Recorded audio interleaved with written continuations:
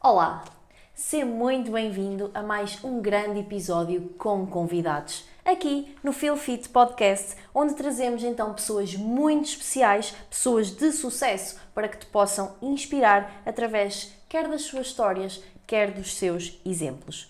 Porque isto é sobre fitness, mas podia ser sobre outra coisa qualquer. Porque já sabes, fitness é muito mais do que o teu treino e aquilo que tu comes. Fitness é aquilo que tu ouves, que tu sentes, que tu pensas. Fitness é um verdadeiro estado de espírito.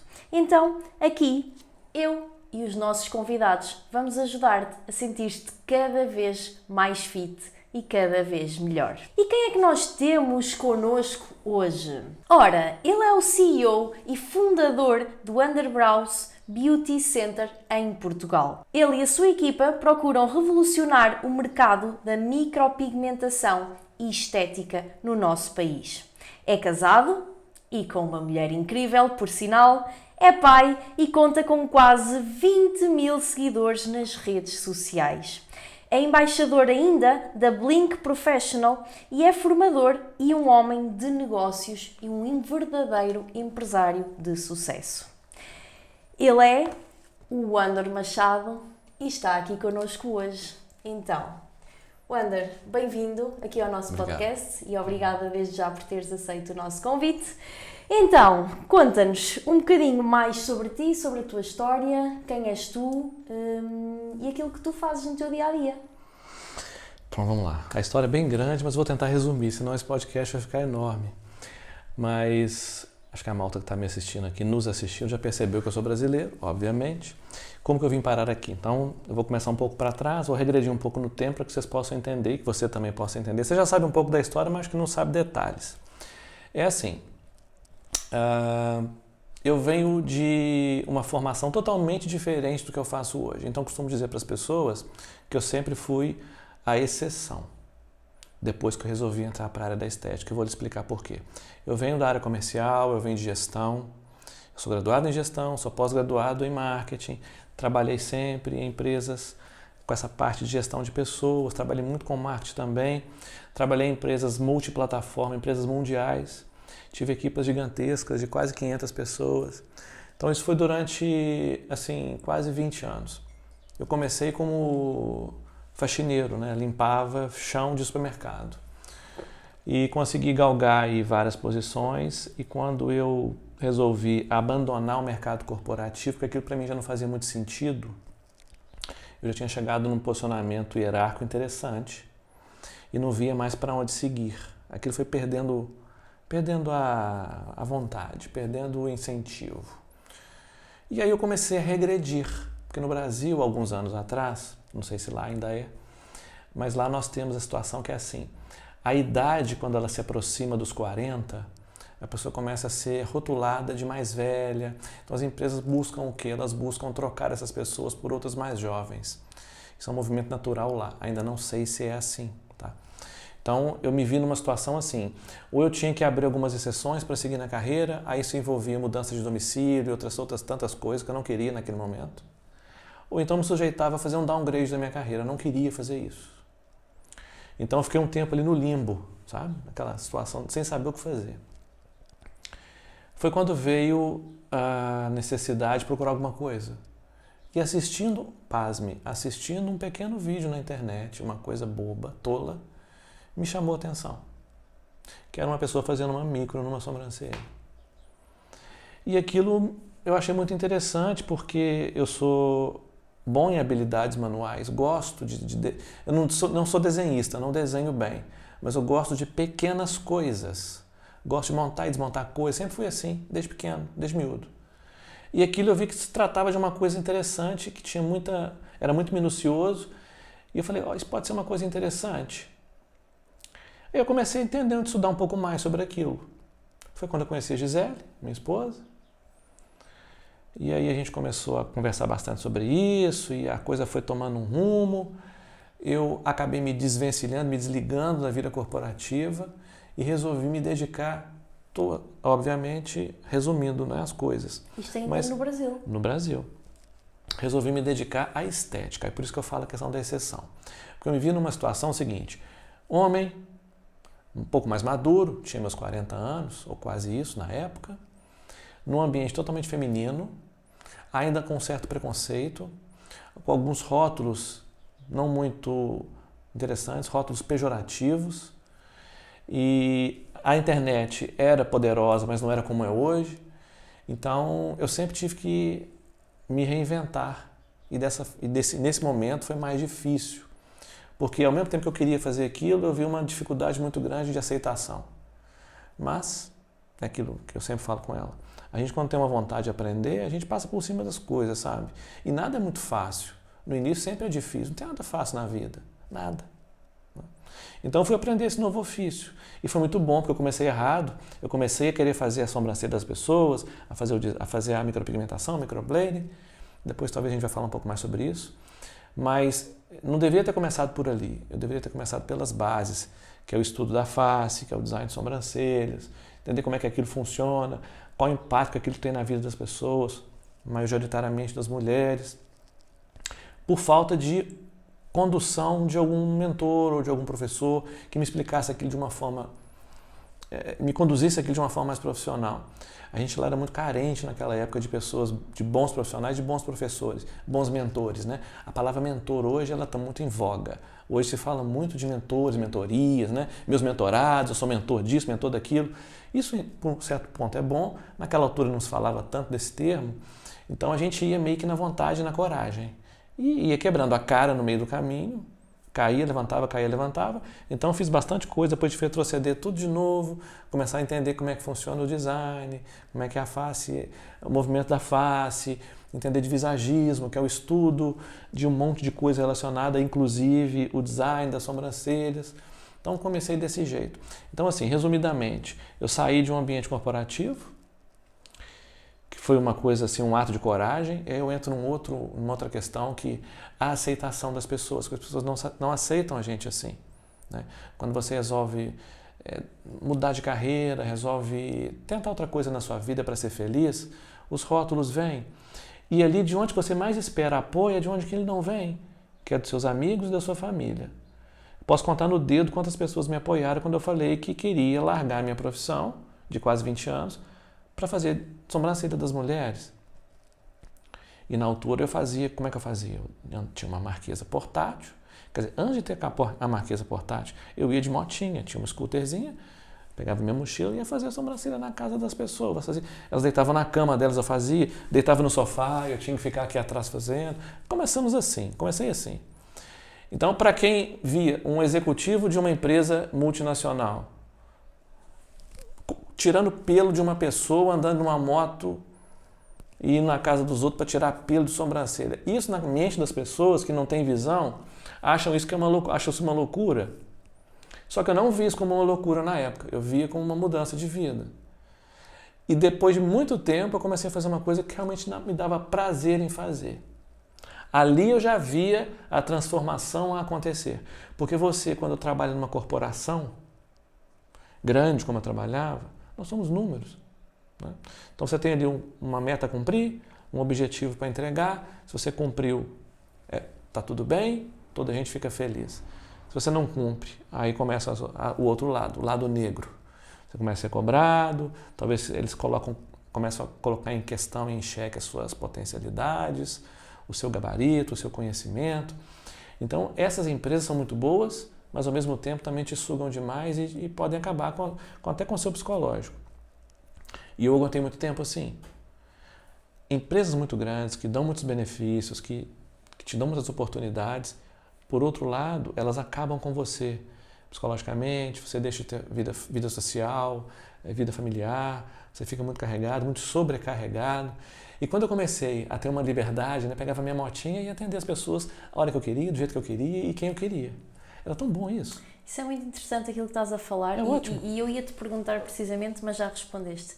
Quando tu dizes, quando queremos mudar de vida, as pessoas não incentivam. Eu ia te perguntar precisamente, quem são as pessoas? Porque tu dizes as pessoas, mas tu sabes muito concretamente quem são essas pessoas. Eu tenho duas. As pessoas que tu esperavas que te incentivassem, porque lá está, não é sobre dinheiro. E isto é uma coisa muito interessante, Wander, e que eu ainda há dias falava com uma pessoa sobre isto, que é, há muita gente que está num emprego e acha que o problema é falta de dinheiro. Eu não estou feliz aqui porque eu não sou bem pago, porque eu não sou remunerado, porque não sei o quê. E procuram outro trabalho.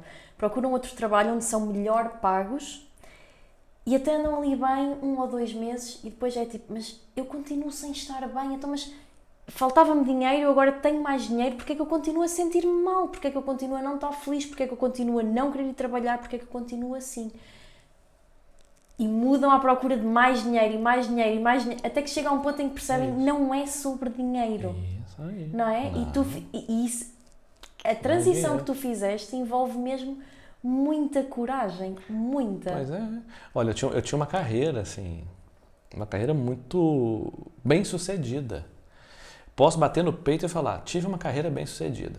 Porque eu galguei isso com muito trabalho e muito suor. Eu saí mesmo do primeiro posto de trabalho de uma empresa, que é a maior empresa de alimentos do mundo, e cheguei num nível gerencial, quase que de diretoria, super disputado, graças ao meu esforço, meu empenho. E eu tinha muita coisa, realmente tinha. Status, bastante dinheiro, remuneração bem acima da média, um padrão de vida, uma qualidade de vida, um padrão de vida interessante, qualidade não, mas tinha um padrão interessante. E quando eu me vi numa situação que eu não tinha mais nada daquilo, que foi por minha própria opção, e que eu vi que aquilo não valia tanto a pena assim, foi bom durante um tempo, eu comecei a perceber que existem outras coisas. E você falou uma coisa interessante, não é dinheiro, não se trata de dinheiro. Porque quem trabalha por dinheiro vai ser sempre infeliz. Eu achava que era feliz e não era tanto assim. Não vou cuspir no prato que eu comi, porque aquilo foi uma escola para mim. Só que você começa a entrar num looping, onde o dinheiro, o poder, o status começa a falar mais alto, e isso não te alimenta não. Vai chegar uma hora que você vai estar sozinho num lugar que você não vai saber o que vai fazer. O que mais importa é quando você encontra aquilo que te dá satisfação, o prazer em fazer. E o principal de tudo é quando você encontra alguma coisa que te faz ajudar outras pessoas. Aí depois vem o dinheiro, depois vem o status, isso tudo vem depois. Então quem está insatisfeito, porque está ganhando pouco, quer trocar de trabalho para ganhar mais, vai continuar nessa eterna busca até sei lá quando. O dia que ela entender que ela precisa sair daquilo que ela faz, que está a deixar insatisfeita, porque ela ganha pouco, porque ela não faz aquilo que ela não gosta, aí as coisas começam a mudar, o jogo muda. O jogo muda. Isso aconteceu comigo. E graças a Deus que isso aconteceu. Agora, o apoio das pessoas que estão à volta é muito importante. Tiveram 3 pessoas que me ajudaram. Primeiro foi minha esposa, Gisele. Está aqui. Segundo, meu pai e minha mãe. Só, mais ninguém. E teve um amigo, não, foram 4. Teve um amigo meu também que me ajudou bastante. E eu conheci muita gente. O resto, acho que eu sou doido até hoje. Ainda mais que eu moro aqui, né? Isso foi lá no Brasil. Isso lá no Brasil ainda. Exatamente. Estamos a falar há quantos anos atrás? 11 anos atrás. 11 anos. E tu estás cá em Portugal há quanto? 8. Ok. Mas é isso. Porque ainda para concluir esta ideia, o dinheiro vai ser sempre consequência de quantas mais pessoas tu ajudas. Porque enquanto tu buscas dinheiro, tu nunca vais ter verdadeiramente dinheiro. E és a prova disso. Começaste com uma moto a ir à cama das pessoas, a fazer uma coisa que nada a ver, portanto, as pessoas que nos estão a ouvir neste momento, imaginem na vossa... Eu só consigo imaginar neste momento um alto executivo, não é? Uma pessoa de fato, e de repente a pessoa no dia a seguir está numa moto a chegar à minha casa para me fazer a sobrancelha. Isto é... Ou seja, nós dizemos, este homem arruinou a vida dele. Na verdade, olhem para este homem 11 anos depois. Este homem não arruinou a vida dele. Este homem construiu e está a construir um império na vida dele. Porque ele foi atrás não do dinheiro, mas sim da felicidade e sim do seu sonho. E o dinheiro, felizmente, está a vir por consequência, porque lá está, nada disto é sorte e nada disto são pessoas que nasceram com um cu virado para a lua e outras não. Isto são pessoas que percebem que a vida é muito mais do que dinheiro. E quando finalmente largamos o dinheiro, é quando o dinheiro começa a vir, não é? Isso é interessante. Eu vou te falar uma coisa que eu escutei, eu não vou falar, não vou dar nome aos bois, mas eu ouvi de uma pessoa próxima a mim que eu amo muito. E quando eu falo isso, me dá uma dor no peito, assim, a Gisele sabe o que é, mas me dá uma dor assim, até hoje eu sinto isso, que me disse, falou assim, você Um homem, uma pessoa de sucesso, com formações, pós-graduações, com evolução no trabalho, executivo, não sei o que, viagens, não sei o que, largar tudo isso para pintar a cara dos outros. Você é doido? Você é maluco? Você vai largar tudo isso para pintar a cara dos outros? Falou assim para mim. Aí eu disse, vou. Falei, tá bom, você é doido, o problema é seu. Já fiz a minha parte em te avisar. Foi isso. E me doeu muito naquela altura. Uma pessoa que eu gosto muito, imenso. Gosto até hoje. Só que eu descobri uma coisa, Felipe, é assim. Você falou muito bem até agora. Essa frase que você disse aí, ela representa muita coisa na minha vida. Porque além, eu vou complementar isso que você disse. Eu só comecei a ver as coisas de forma diferente quando o meu nível de consciência aumentou. Muito pouco se fala sobre níveis de consciência das pessoas. E o que me ajudou a ser o que eu sou hoje foi porque o meu nível de consciência ele abriu. Ele era muito fechado. Como é que fizeste isso? O nível de consciência ele vem primeiro quando você começa a procurá-lo. Isso tem que partir de você. Alguma coisa me fez procurar ser diferente. Eu vou te dizer quando aconteceu a mudança, o turnaround, aquela coisa mesmo da nossa vida, minha e da Gisele. Foi quando eu disse isso outro dia num outro podcast que eu fui. Foi quando a gente se mudou para os Estados Unidos. Então a mudança para os Estados Unidos, eu fui tentar a vida nos Estados Unidos também. Um pouco antes. Eu já fazia alguma coisa de sobrancelhas e tal, mas eu fui tentar a minha vida lá. Na América, né? O sonho americano. E nós que somos do Brasil. Porque assim, quem é brasileiro, latino, vivemos num país de terceiro mundo, guardadas as suas devidas proporções, mas as coisas lá são diferentes. E nós sempre queremos melhorar. Né? Então a América está ali do lado, eu fui para lá, vivemos um tempo lá, as coisas não correram muito bem, mas o fato de viver na América serviu para aumentar muito a nossa consciência em relação a nós mesmos, a nossa posição frente às adversidades da vida, o que nós podemos fazer, o que nós podemos ser e o mundo de oportunidades que existe lá fora.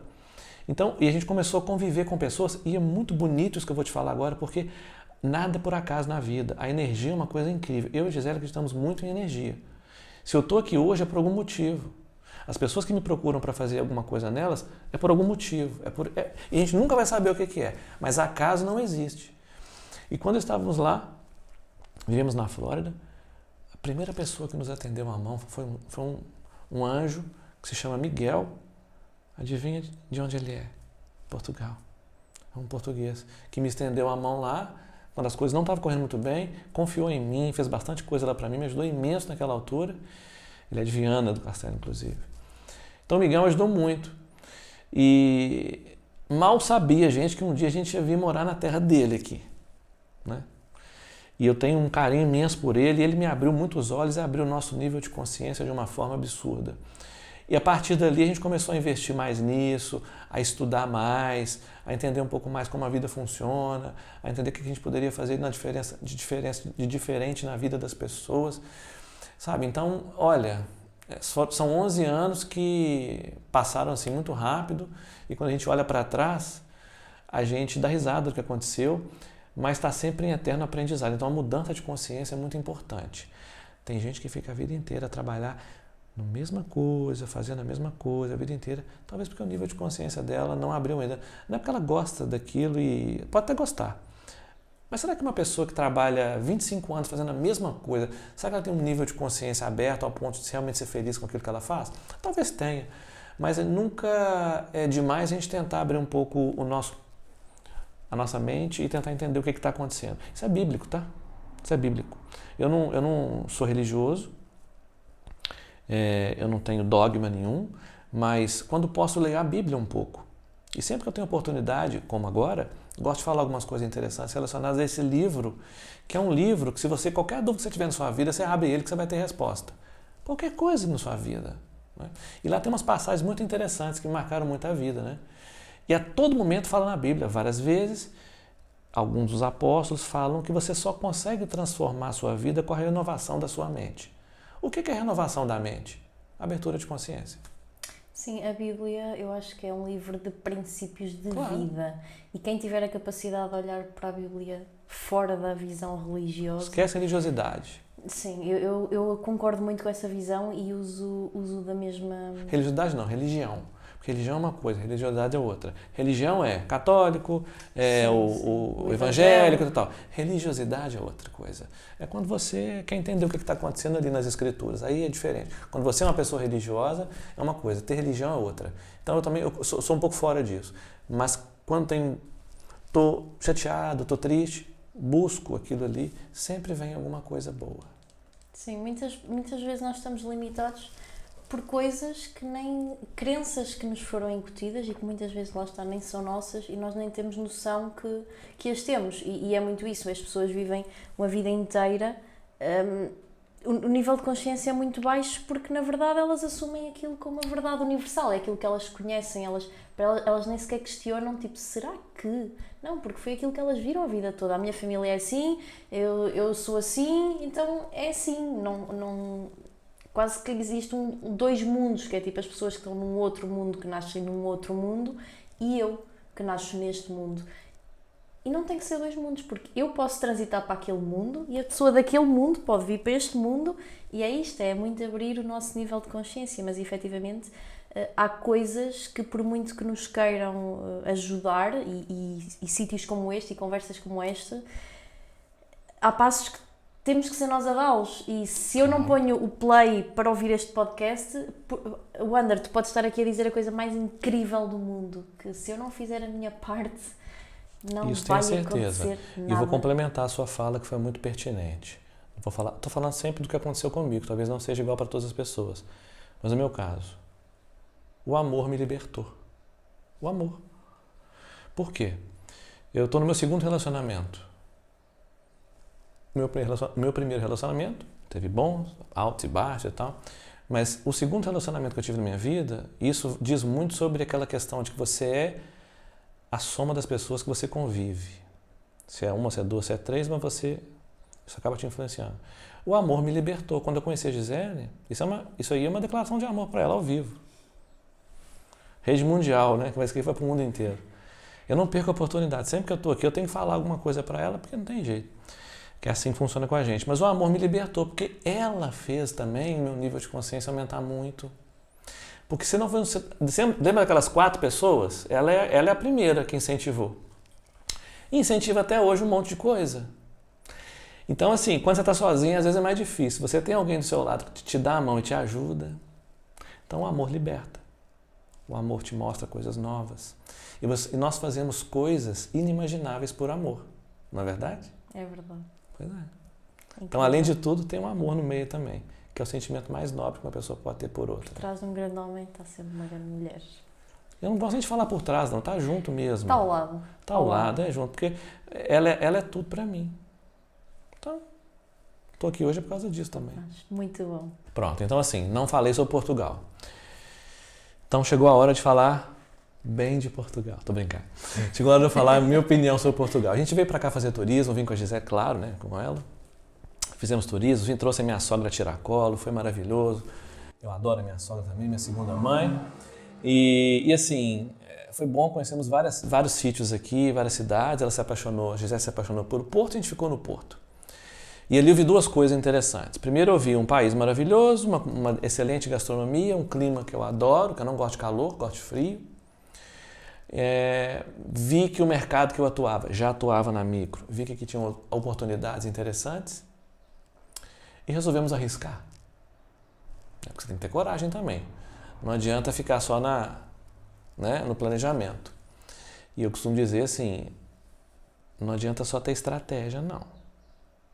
Só estratégia não adianta nada. Tem que ter uma coisa que chama tática. Se você não tem tática, aliás, como que você vai executar a sua estratégia pode ficar num pedaço de papel para sempre, ou pode ser uma linda ideia que nunca deu certo. Então a gente partiu para a tática, foi vir para cá. E vir para cá da forma correta. Legalizados, bonitinho, da forma certa, como tem que ser. Estavam nos Estados Unidos. Não, tinha voltado para o Brasil. A necessidade de vir para cá foi ter regressado para o Brasil depois de viver na América e não aguentar mais viver no Brasil. Eu adoro meu país, mas eu não consigo viver lá mais. Eu não consigo. Por N situações. Né? Adoro, minha família está lá, nasci lá, amo. Mas aqui, eu falo com a Gisele, são vários déjà vus que eu sinto aqui quase que todo dia. Eu sinto momentos, situações, parece que eu já vivi aqui, ela também. Então, assim, eu ando pelas ruas do centro do Porto, ou em qualquer sítio igual aqui, uma estrada, parece que eu já andei por aqui. Então, eu tenho uma relação com Portugal, não é aquela relação de amor e ódio, não, é uma relação de amor e amor mesmo, porque eu adoro isso aqui. Eu adoro tudo. Eu adoro as pessoas, eu adoro o clima, eu adoro os costumes, eu adoro a cultura, eu adoro as oportunidades e sou muito grato ao país. Porque se eu tenho o que eu tenho hoje, foi porque Portugal abriu as portas para mim, me abraçou e me deu a oportunidade de fazer e construir aquilo que eu estou construindo até agora, nesses últimos 8 anos. Foi fácil? Não. Difícil. Lembra da motinha? Foi a mesma coisa aqui, só que de metro. Pior ainda. Então, assim, começamos aqui de uma forma muito difícil, como tudo, porque não tem nada fácil. Não tem fórmula mágica. E aí a coisa foi acontecendo. O universo conspirou positivamente e deu no que deu. Graças a Deus nós temos um negócio hoje muito sólido, muito próspero. Mas eu adoro esse país aqui. Tu abriste logo o centro? Como é que foi? Não. Eu brinco com as pessoas, brinco com as minhas alunas que eu falo que eu bati na porta de mais de 100 salões de beleza. Ninguém queria me dar uma oportunidade. Ninguém me deu. Homem, brasileiro, com currículo debaixo do braço, fazendo microblend. A pessoa, o que é isso? Não, nem sabia o que era. Estou falando de 8 anos atrás, hein? Muito recente. Então, olha só, não e não. Sempre. Até que um dia uma pessoa me deu uma oportunidade, uma pessoa ucraniana, que tinha uma clínica e me deu uma oportunidade de trabalhar. Aí eu trabalhei. Fui para lá. E comecei. Depois de 3 meses abri a Debrauss. A Debrauss era uma salinha desse tamanho aqui, com uma marquesa, uma mesa para a Gisele sentar e um banco para eu atender. Foi assim que começou. E neste Lindamente, com pequenos móveizinhos da IKEA, como toda a gente começa. Tu tens uma clínica tua? Hoje sim. Portanto, tens quantos funcionários? Hoje lá nós somos 3. Dás formação? Sim. Portanto, tens todo... Lá nós somos uma clínica de estética especializada em dermopigmentação. Já agora, fica no Porto, não é? Fica na Rua da Boa Vista, no Porto. Ok. Chama-se Debrauss Beauty and Academy. Nós temos lá serviços especializados em dermopigmentação. Se você quiser, podemos aprofundar um pouco mais sobre o tema para as pessoas entenderem. Porque ainda é um tabu, sabia? É dúvida, as pessoas não sabem. Acham que dermopigmentação é tatuagem. Eu quero entrar precisamente por aí. Não sei se é a hora que você quiser a gente entra. Eu sou um bocadinho leiga neste assunto, confesso, e claro que eu já tinha ouvido falar em micropigmentação, mas foi quando eu vos conheci e nós conhecemos num jantar, pronto, de uma empresa que trabalhamos ambos com marketing, etc. E comecei-te a seguir e, entretanto, até partilhei contigo que eu praticamente nem sabia, não é? Micropigmentação. Ouvia falar, nem sabia bem o que era. Comecei a seguir o Wander e, passado uma semana, eu já estava, pelo amor de Deus, eu preciso disto na minha vida. Adorei aquela mensagem do grupo, isto. Eu adorei. Vocês não acreditam, esse homem, o que ele faz com as pessoas, eu adorei. Eu preciso muito fazer isto. Nem sabia o que era. E há muito... Pois é, e você é uma pessoa antenada, você não sabia direito o que era. Não sabia. Você é uma pessoa que está ligada e não sabe. Com a Agora imagina, com a estética e não sabe. Imagina uma senhora que mora lá em Estarreja, que não tem muito acesso à internet. Exatamente. E que viu uma pessoa lá, quando ela foi lá no Intermarché fazer uma compra com uma sobrancelha bonita, e ela não faz a puta ideia do que é aquilo. Porque não é tatuagem. Não. Mas tem uma maquinazinha. Ou seja, consegues aqui explicar um bocadinho em que é que consiste aquilo que tu fazes? Consigo. É assim. Vou falar o conceito de dermopigmentação. Dermo, pele. Pigmentação, pigmentar. Então é pigmentar a pele. Vamos começar por aí. É um guarda-chuva, dermopigmentação. Dentro dele tem outras coisas. Isso que você tem no ombro é uma das coisas que está no guarda-chuva, que é a tatuagem. A tatuagem é uma dermopigmentação. É feito de uma forma mais profunda para durar toda a vida. Então, tatuagem é isso. Okay. Tatuagem é uma forma de se expressar coisas na pele, sentimentos, ideias, arte, por aí for, whatever, que isso aqui fica para sempre, como eu também tenho várias. A dermopigmentação, embaixo, junto com a tatu, nós temos a micropigmentação e o microblending. Micropigmentação se faz com uma máquina, parecida com a tatuagem. Microblending não se faz com uma máquina, faz com uma caneta, sem eletricidade e com uma lâmina na ponta. A micropigmentação eu consigo fazer coisas um pouco mais elaboradas. Consigo fazer micropigmentação nos olhos, o eyeliner, consigo fazer micropigmentação labial, consigo fazer o scalp, aquela micropigmentação do couro cabeludo, consigo fazer a areola mamária para as pessoas que fizeram mastectomia, tiraram a mama e tem que fazer reconstrução, consigo fazer camuflagem de estrias. Então a micropigmentação ela tem várias vertentes.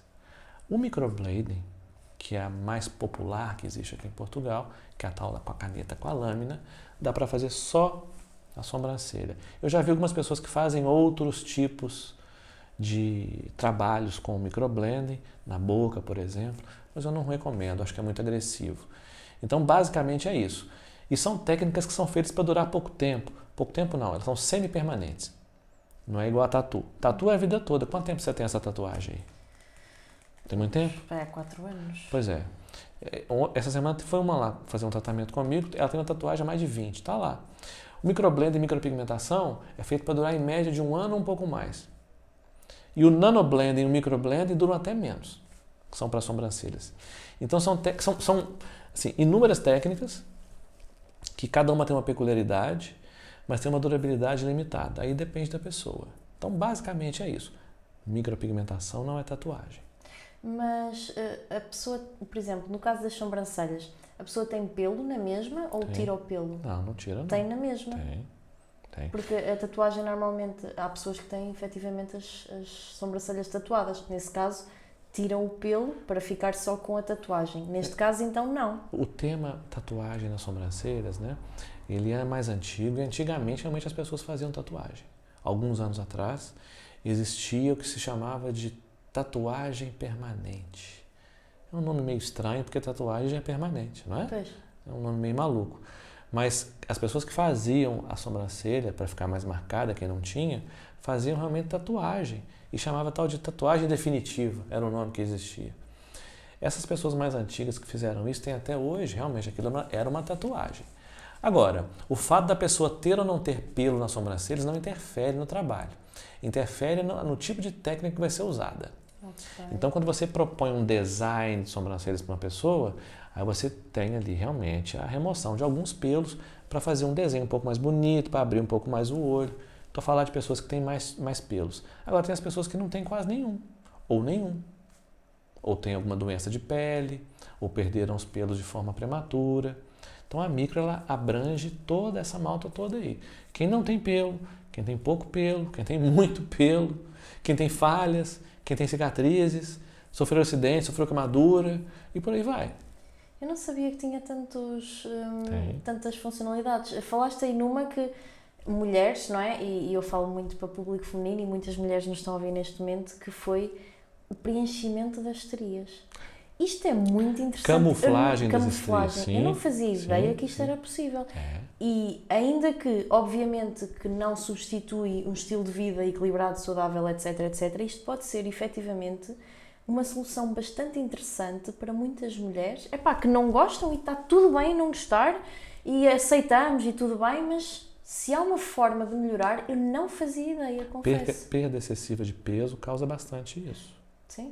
Ou, pronto, a gravidez, o impacto Ou da gravidez. E tal. Muitas mulheres têm muito aqui no seio, né? Depois da amamentação, costuma dar umas aqui na anca também. Enfim, depende da pessoa, depende da mulher, depende da estrutura e tal. É uma forma muito Mas boa é uma opção para contornar a camuflagem. a cirurgia, não é? Que é uma coisa muito mais agressiva. E existem ainda outros tipos de técnicas que não são as camuflagens, e sim a aplicação de ativos na pele ali, no tecido da estria ou da cicatriz, que vão fazer aquilo regredir. Então tem métodos hoje já que são feitos com essa tal máquina elétrica, que tem agulhas específicas, que trabalham ali com alguns ativos, que faz com que aquilo perca aquela intensidade, aquela textura mais esbranquiçada e tudo mais. Então é importante para as pessoas que estão nos assistindo agora, que, sei lá, têm estrias e querem resolver o problema, qual que é o conselho que eu dou? Primeira coisa, não só para quem tem estria, tá? Então, para quem tem estria, para quem tem algum tipo de alopécia, que tem, né, vários tipos de alopécias. Para as pessoas que vão fazer algum tratamento um pouco mais incisivo, que podem perder os pelos, primeira coisa a fazer, que é o que eu aconselho para as minhas clientes quando vão fazer a avaliação comigo. Procure um dermatologista, procure o seu médico. O que o seu médico te indica? O que ele te autoriza a fazer? A partir dali, aí você procura esses profissionais como eu, por exemplo, e outros que tem por aí. Não façam nada da cabeça. Eu vi na internet um vídeo. Não, vai no médico. quando se trata de um caso um pouco mais complexo. Agora, se a pessoa quer, eu quero dar um jeito na minha sobrancelha, eu quero fazer um eyeliner, que eu não aguento mais fazer eyeliner todo dia, fico todo torto. Minha boca, ela não tem cor, ela não tem o arco do cupido, eu queria uma cor como uma boca com uma cor mais bonita. Meu lábio é muito pálido, ou então, eu sou negra, o meu lábio ele é muito roxo, ele é muito castanho, eu queria mudar um pouco isso, aí tudo bem. São coisas que a gente não precisa procurar médico para fazer isso. Mas quem tem um problema um pouco mais complicado e que é o perfil das clientes que eu atendo, hoje a Underbrows, assim, para procedimento nós atendemos majoritariamente mulheres mais maduras, tá? Ali a partir dos seus 30, dos 40 anos para frente. Talvez 70% da minha clientela é de senhorinhas mesmo, senhoras de 90 anos, 80. Então, eu me especializei em pessoas mais maduras, em peles maduras, porque a pele, você sabe melhor do que eu, que a pele, com o passar do tempo, ela vai mudar muito, né? Então, procedimentos dessa natureza em peles muito finas, em pessoas que têm alopécia, pessoas que fizeram, por exemplo, tratamento contra o cancro, pessoas que tiveram acidente, pessoas que sofreram queimaduras, pessoas que têm cicatriz hipertróficas nas sobrancelhas, tudo isso tem que ser tratado de uma forma específica. Por isso que eu falo muito para procurar bons profissionais. E como é que funciona? De género, a pessoa marca contigo uma consulta e tu fazes logo tudo numa primeira consulta? Ou acontece, de género, marca uma consulta, fazes um diagnóstico, propões, vais estudar o caso, ou não sei como é que funciona, propões alguma coisa e depois a pessoa marca efetivamente o procedimento? Como é que... Há muito tempo atrás, quando a gente chegou aqui, e a partir do momento que a gente começou a atender no nosso próprio espaço também e tal, eu vim com uma ideia muito forte lá do Brasil de um conceito um pouco diferente para a estética, no nosso nicho. Porque a estética, Felipe, eu não sei se você concorda comigo, a estética, ela sempre foi uma profissão meio que clandestina, ela foi menosprezada por muitos e ainda é até hoje. E há um bocadinho de julgamento também. Pois é, e tipo assim, não deu nada na vida, vai ser manicure, você quer arrumar, tô precisando arrumar um emprego para minha filha, pode ser até de manicure, pode ser qualquer coisa, sabe? Esse pensamento tacanha, medíocre. Só que eu nunca pensei assim, não. Nunca pensei assim. E para as pessoas de estética que estão nos assistindo, não pensem assim. Porque nós temos alguns bloqueios que as pessoas imputam na gente e a gente carrega aquilo pro resto da vida. E não pode. Mais para frente nós vamos falar sobre isso, sobre atendimento, sobre clientela e tudo mais. Mas o que eu trouxe logo de início para cá que funcionou muito bem? Eu posso dizer que talvez a gente foi talvez um dos primeiros gabinetes, que na época era um gabinete, não era uma estrutura ainda muito bem montada, mas um dos primeiros gabinetes a oferecer uma consulta de orientação. Eu tinha em mente assim, eu preciso atender as pessoas como se eu fosse um médico. Ela tem que vir aqui, eu tenho que explicar tudo para ela. Ela tem que confiar em mim para poder fazer o procedimento. E quando ela voltar, ela tem que saber o que vai ser feito nela. Por quê? E eu vejo isso muito até hoje. Tem gente que vai me procurar para retirar coisas que ficaram mal feitas e elas me falam assim, eu cheguei lá, a menina falou que ia ficar lindo, me deitou na marquesa e fez lá uma coisa e eu não gostei. Né? Então, como é que eu trabalho? Primeira coisa, agendo uma avaliação, uma consultoria. A pessoa vem até a mim. Por quê? Lembra que nós falamos de energia? Alguns minutos atrás? Então, a pessoa precisa se conectar comigo. Ela precisa gostar de mim. Eu preciso entender o que ela tem. Eu tenho que propor para ela aquilo que é o melhor para ela. Ela tem que confiar em mim. E ela tem que decidir se vai ou não fazer. Ok? Alinhamento de interesses e gestão de expectativas. É nesse momento que a mágica acontece. Então, se você me perguntar qual que é o seu segredo, não tem segredo. É alinhamento de interesses e gestão de expectativa. Mas o que é isso, Wander? Não é uma simples consulta que a pessoa chega lá e eu mostro um monte de fotografia para ela, deixo ela feliz, falando que vou deixar ela linda e maravilhosa, e ela vai embora feliz da vida, achando que vai sair de lá com outra pessoa. Não, não é assim que funciona. O meu papel é falar aquilo que ela não quer ouvir.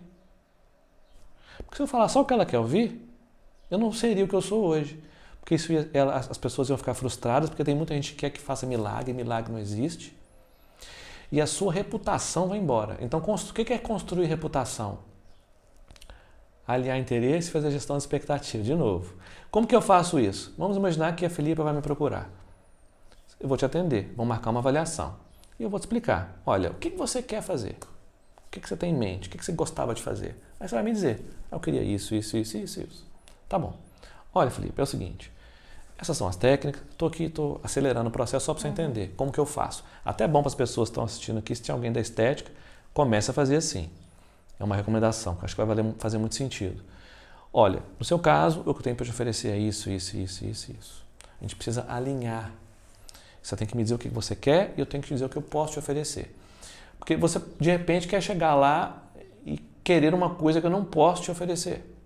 Exemplo, eu não tenho pelo nenhum. Eu quero ter pelo de verdade na sobrancelha. Desculpa, mas eu não posso te oferecer. Você tem que procurar outra coisa. Um implante, talvez. Nós não fazemos implante. Fazemos uma arte na pele que parece que aquilo é um pelo. Então eu preciso alinhar essas coisas, esses interesses. O que você está querendo? Né? O que você quer? O que eu posso te oferecer?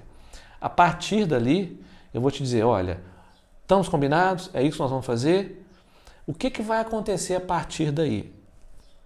Aí eu vou explicar para você como que vai ficar, como é que é o pós, como é que é o durante, o que é daí a 1 ano, o que é daí a 30 dias. Então, assim, essa gestão de situações, ela precisa ser muito bem conduzida para que uma pessoa ela sinta confiança em deitar numa marquesa e não ter medo. Porque se ela deita com medo numa marquesa ou insegura numa marquesa, aquilo passa para o profissional e aquilo não acaba bem. E isso acaba por ser um filtro. Porque se vai alguém que só quer especular, que acontece muito, se vai alguém que vive no mundo da lua e quer coisa que não existe, é ali que acontece o filtro. Então a avaliação trabalha assim, eu sempre faço avaliação. É um filtro que a gente tem para selecionar, digamos assim, as pessoas que realmente querem fazer e deixar a coisa muito bem clara. Isso funciona muito bem. E posteriormente a pessoa volta. Eu só trabalho assim. Ah, mas eu quero ir aí fazer o procedimento. Eu só abro uma exceção para as centenas de pessoas que vêm de outros países para fazer. Aí não tem jeito. Pô, vou segurar a mulher aqui, não dá para fazer isso, né? Então a gente se adequa à agenda e aí a pessoa vem, porque assim, o que acontece? Vem, chega no voo de manhã e vai embora no fim do dia, às vezes. Então ali sim, aí eu faço. Já faço a Gisele, que ela é assim, a Gisele cuida da parte toda estrutural, a parte de back-office, tudo com ela. E ela cuida muito bem disso, porque as pessoas quando vêm de fora, nós já temos um briefing, já tem um questionário, tem bastante coisa que já conversa previamente. Porque se você, por exemplo, for, sei lá, faz um tratamento com isotretinoína, um exemplo, que é um medicamento que as pessoas utilizam para acne, quem tem acne excessiva. Vamos imaginar que você está fazendo um tratamento com esse medicamento, que é o Roacutan, e não me diz nada e vem fazer, eu não posso fazer. Porque quem está fazendo tratamento com aquela medicação, a pele não suporta esse procedimento. Então tem que esperar a pessoa terminar, o organismo tem que eliminar aquele medicamento que está ali a circular. Então, esse cuidado a gente toma assim de forma impecável e dentre outras coisas. Então é uma anamnese que é feita previamente e o mais importante, conexão. Você pode ir lá fazer uma avaliação comigo e me detestar. Você foi em algum médico fazer uma consulta que você não gostou? Pois é. Claro, não se agrada a gente não agrada a todas as pessoas. Bem, isto é sobre micropigmentação, mas isto não é sobre micropigmentação. Não. Isto foi uma lição de vendas, porque o processo de venda não termina no momento da venda. É aí que a venda começa. É quando tu já vendeste e o cliente pagou, é quando a venda começa. E isso que tu fazes, muitos outros profissionais e em todas as áreas. Qualquer área. Existe. Querem vender. Sim, mas a pessoa diz quero e ele diz amém, eu dou-te e prometem mundos e fundos e a pessoa paga. Já viu vendedor de carro? Como é que é vendedor de carro? Você quer comprar uma viatura. Ele é incapaz de conversar, de ter 10 minutos de conversa. Filipa, o que você gosta de uma viatura?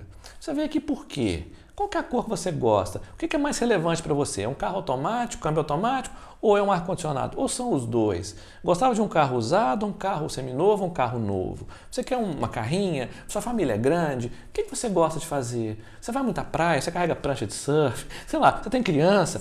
Não querem nem saber, querem vender. Isso vale para qualquer coisa. Isto parece tão óbvio Mas ninguém para faz. pessoas É óbvio. como tu e como eu. Pois é. Isto parece tão óbvio, mas ninguém faz. Nível de consciência.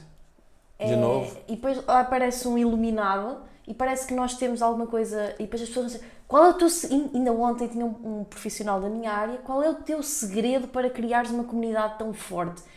O segredo é ser eu. Eu não tenho. Não há segredo. O segredo é isto. É aquele clichê da preocupação genuína com a pessoa. É genuíno mesmo porque eu sou assim. Não há segredo, gente. Não parem de procurar o segredo. Não existe. É gestão de expectativas. É só isto. Essa questão do carro, do tipo, olha, eu quero comprar um Mercedes, um grande Mercedes, e chego ao stand. Aquilo que estás a dizer, não há um raio de um vendedor que me diga, olha, mas você está numa grande cidade, num citadino, se calhar é melhor comprar um Smart. O comum dos vendedores vai pensar, não, porque eu no Mercedes ganho muito mais dinheiro, eu vou-lhe espetar o Mercedes, ele é que quer, eu vou-lhe dar o que ele quer.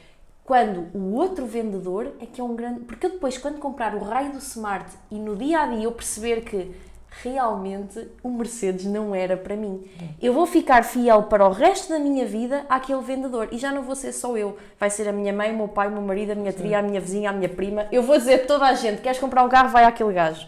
É isto. Não há segredo. Olha, disciplinas que nós deveríamos ter como obrigatórias nas escolas. Primeiro, comunicação. As pessoas não sabem se comunicar, isso é um fato, né?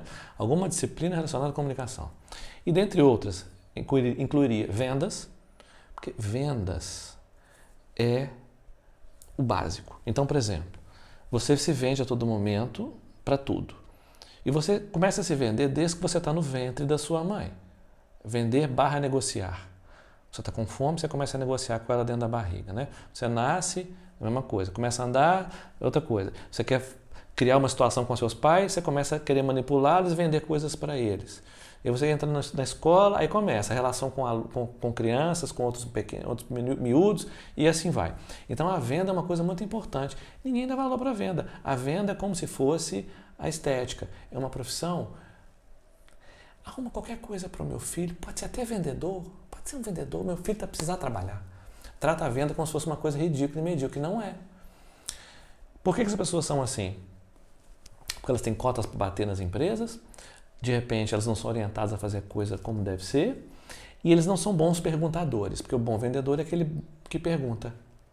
Quando uma pessoa chega na minha frente para fazer uma construção, e outra coisa, é gratuito, eu não cobro. Essa avaliação. Avaliação gratuita. Eu dedico 30 minutos do meu tempo para te ouvir. Tem gente que valoriza, tem gente que não valoriza. E quem não valorizar está tudo bem, é porque não se conectou comigo. Mas a pessoa séria, que precisa ser ajudada e vê nisso uma mais-valia, aí já começa o jogo diferente. Eu já começo com muito mais moral. Estou dedicando um tempo meu para você, para te ajudar. E para resolver um problema seu. Então essas questões elas têm que ser tratadas de forma muito peculiar, têm que ser tratadas com muita atenção, porque nós lidamos com seres humanos. O ser humano ele quer ser escutado, ele quer que você resolva o problema dele. Eu não sou micropigmentador, eu sou resolvedor de problemas. Não sou micropigmentador, eu não sou designer de sobrancelhas, eu estou ali para resolver problema. Falo com as minhas alunas isso. O dia que vocês botarem na cabeça que vocês estão aprendendo uma profissão, seja ela qual for, você também. Todos nós que estamos aqui, que nós nos predispomos a aprender alguma coisa. Para fazer a diferença na vida de alguém, a gente vai ganhar muito dinheiro, a gente vai ser feliz, vai ser próspero e vai agradecer todos os dias a Deus por ter feito isso. Porque o dia que você põe isso na mente, porque não se trata de ego, de ter posse, de mostrar em rede social que faz isso ou faz aquilo. Não é isso, porque isso aí é fugaz, isso acaba. O que fica, qual que é o legado que você deixa? É resolver a vida das pessoas, o problema delas. É isso que dá escala. O que dá escala é resolver o problema. Porque se uma pessoa vem, é bem tratada, você resolve a vida dela, ela fala para a tia, para a mãe, para a amiga. Eu já tratei de famílias inteiras. Eu tenho lá neta, bisneta, mãe, avó, prima. Às vezes chega, né, Gisele? Chega um bando de mulher lá, que é tanto. A família inteira, elas adoram. Elas combinam de ir, né, todas juntas. Só que se eu fizesse asneira, e se eu trabalhasse por dinheiro, e qualquer pessoa que chegasse lá, vai chegando e deita na marquesa e vamos fazer que vai ficar bom. Não seria o que é hoje. Porque Não tem conexão. Só vendes uma vez. E não é assim que eu trabalho. Não é assim. E ninguém vai ser a Filipa, como você bem disse, e ninguém vai ser o Wander. Ninguém. Queria mesmo perguntar-te, Wander, se tu sentes, ainda voltando aqui um bocadinho à questão que há bocadinho surgiu aqui muito superficial, tu sentes que há julgamento por parte da sociedade mesmo, das pessoas, sobre estes procedimentos? Não deixam de ser procedimentos estéticos. Eu vou-te dar um exemplo. Eu coloquei silicone. Wander, na altura, eu falei porque, Jane, o dinheiro é meu, eu trabalhei, são minhas, paguei, comprei-as, não há forma de eu ter mamas sem ser comprá-las, qual é o problema? Porque é que eu vou esconder? Eu não vou esconder, é uma coisa que é o que é. E muitas mulheres, ai, obrigado, Filipe, eu queria... Eu fui enxovalhada com perguntas de mulheres que já fizeram, mas que sentiam que não falavam porque eram criticadas por outras mulheres, do tipo, ai, porque compram umas mamas e é superficial e é fútil e não sei o quê. E muitas outras que queriam muito, há muito tempo, mas não há informação porque ninguém fala. E têm ideias muito erradas, muitas, até pelo simples facto do valor, por exemplo. Ai, mas quanto é que pagaste? Epá, e eu não gosto muito de falar sobre isso porque eu percebo que depende de pessoa, depende do tipo de procedimento que a pessoa precisa, etc. Ai, mas uma média. Ok, eu dizia uma média, olha, foi 3.000 euros. E a pessoa, ai, eu pensava que era para aí 10.000. Estás a ver? E por isso é que nunca sequer procurei, não sei o que, vou já marcar consulta e tal. Ou seja, eu sinto que ainda há muito com as coisas mais banais do dia-a-dia. Um botoxzinho para levantar uma sobrancelha, não sei o quê. Há muita condenação e muito julgamento por parte das outras pessoas. Tu sentes isto neste tipo de técnica ou achas que não é comparável? Sinto, e um dos motivos, vou voltar um pouco na nossa conversa, de novo, é o tal do nível de consciência das pessoas. Porque o julgamento é muito fácil de ser feito. Vamos falar de Portugal, né? Portugal, o Brasil também é, tá? Mas é um país um pouco machista em alguns pontos, né? O Brasil, as pessoas acham que não, mas é também.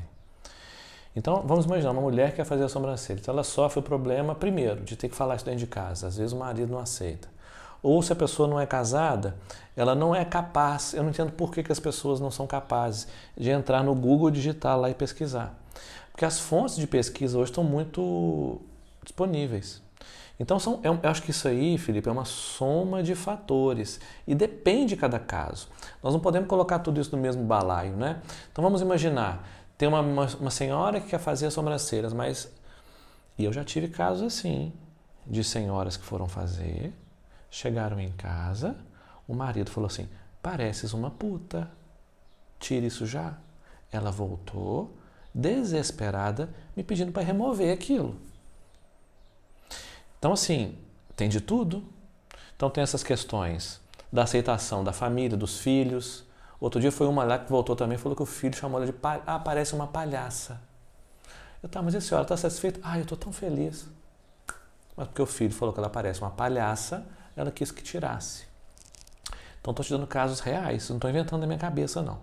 Então, a gente tem que analisar cada situação. Você tem a situação das pessoas que sofrem dentro de casa preconceito, ou dos próprios familiares, ou de pessoas conhecidas, ou da própria família.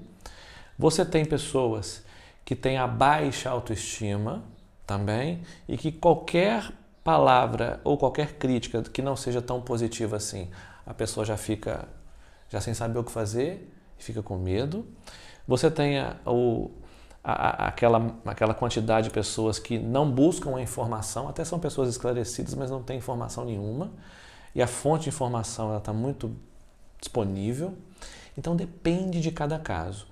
Lá, especificamente no nosso negócio, existe sim ainda uma falta de informação muito grande. A tal da avaliação, da consulta inicial, é justamente para quebrar isso. Porque uma pessoa chega lá numa avaliação para fazer comigo, ela não faz a mínima ideia do que vai fazer.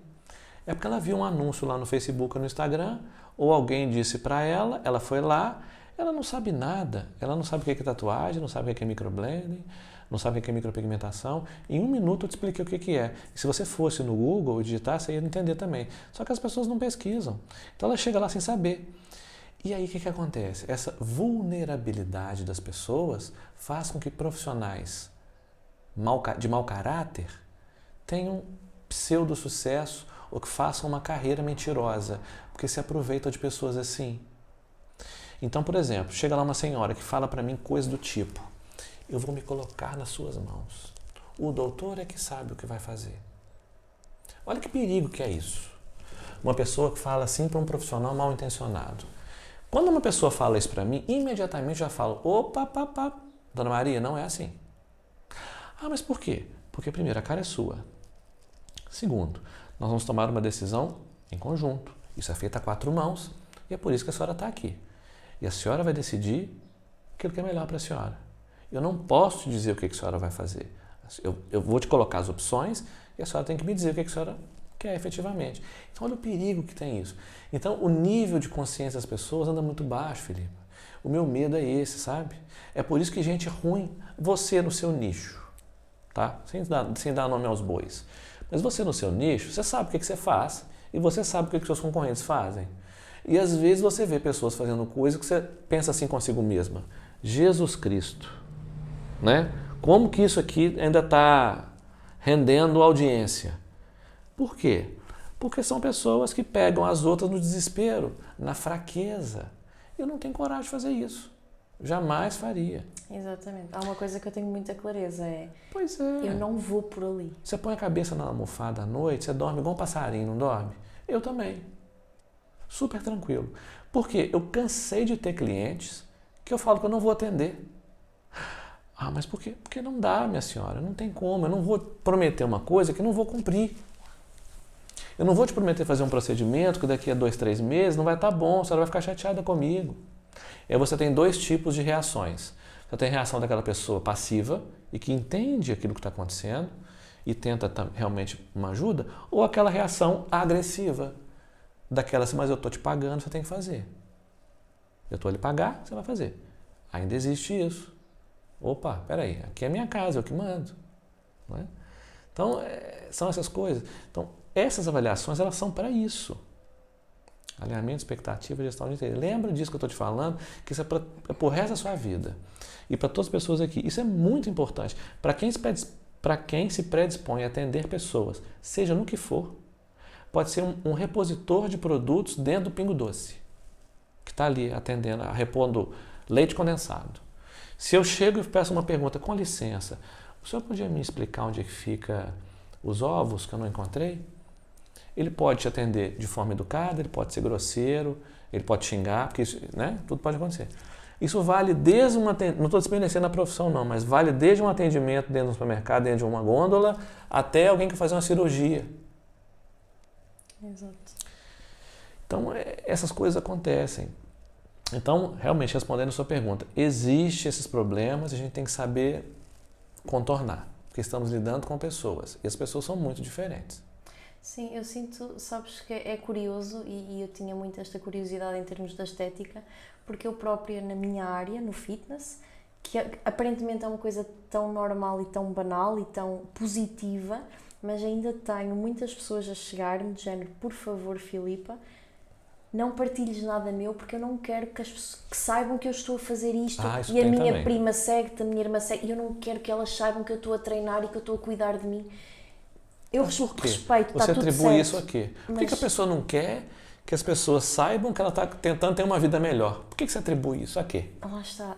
Para mim não faz sentido. Não, nenhum. Deveria ser um motivo de orgulho. Se eu tivesse, eu estou comprando ali, vou comprar com a Felipe uma droga que eu vou injetar no meu braço, que eu vou me drogar. E tudo bem. Agora, uma pessoa que está te procurar para ter uma vida melhor, para alimentar de forma mais saudável, para ter um corpo melhor e se achar melhor quando se vê ao espelho, está com vergonha que as pessoas saibam disso, tem uma coisa errada. Aí tem que procurar um psicólogo. Sabes o que é que eu acho, Wander? Acho que, também, né? Que essa pessoa muitas vezes acha que o problema está na prima ou na irmã que vão julgar não sei o quê, e o problema eu acho que está muito nela, porque ela é que já se está a julgar ela própria, e eu acho que ela no fundo é que acha que as pessoas, ou até então achou que as pessoas que se cuidavam e queriam ser mais bonitas e ter um corpo mais bonito e não sei, eram menos pessoas, entendes?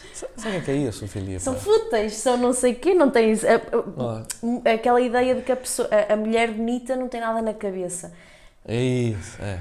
Sabe o que é isso também? Uma coisa com a outra. Isso aí eu vou um pouco agora, eu vou entrar pelo mundo das redes sociais, né? Eu falo com as minhas alunas, são várias alunas.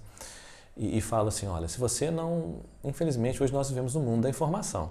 Se você não botar a cara na internet, você não vai para frente. Porque a internet é uma rede social.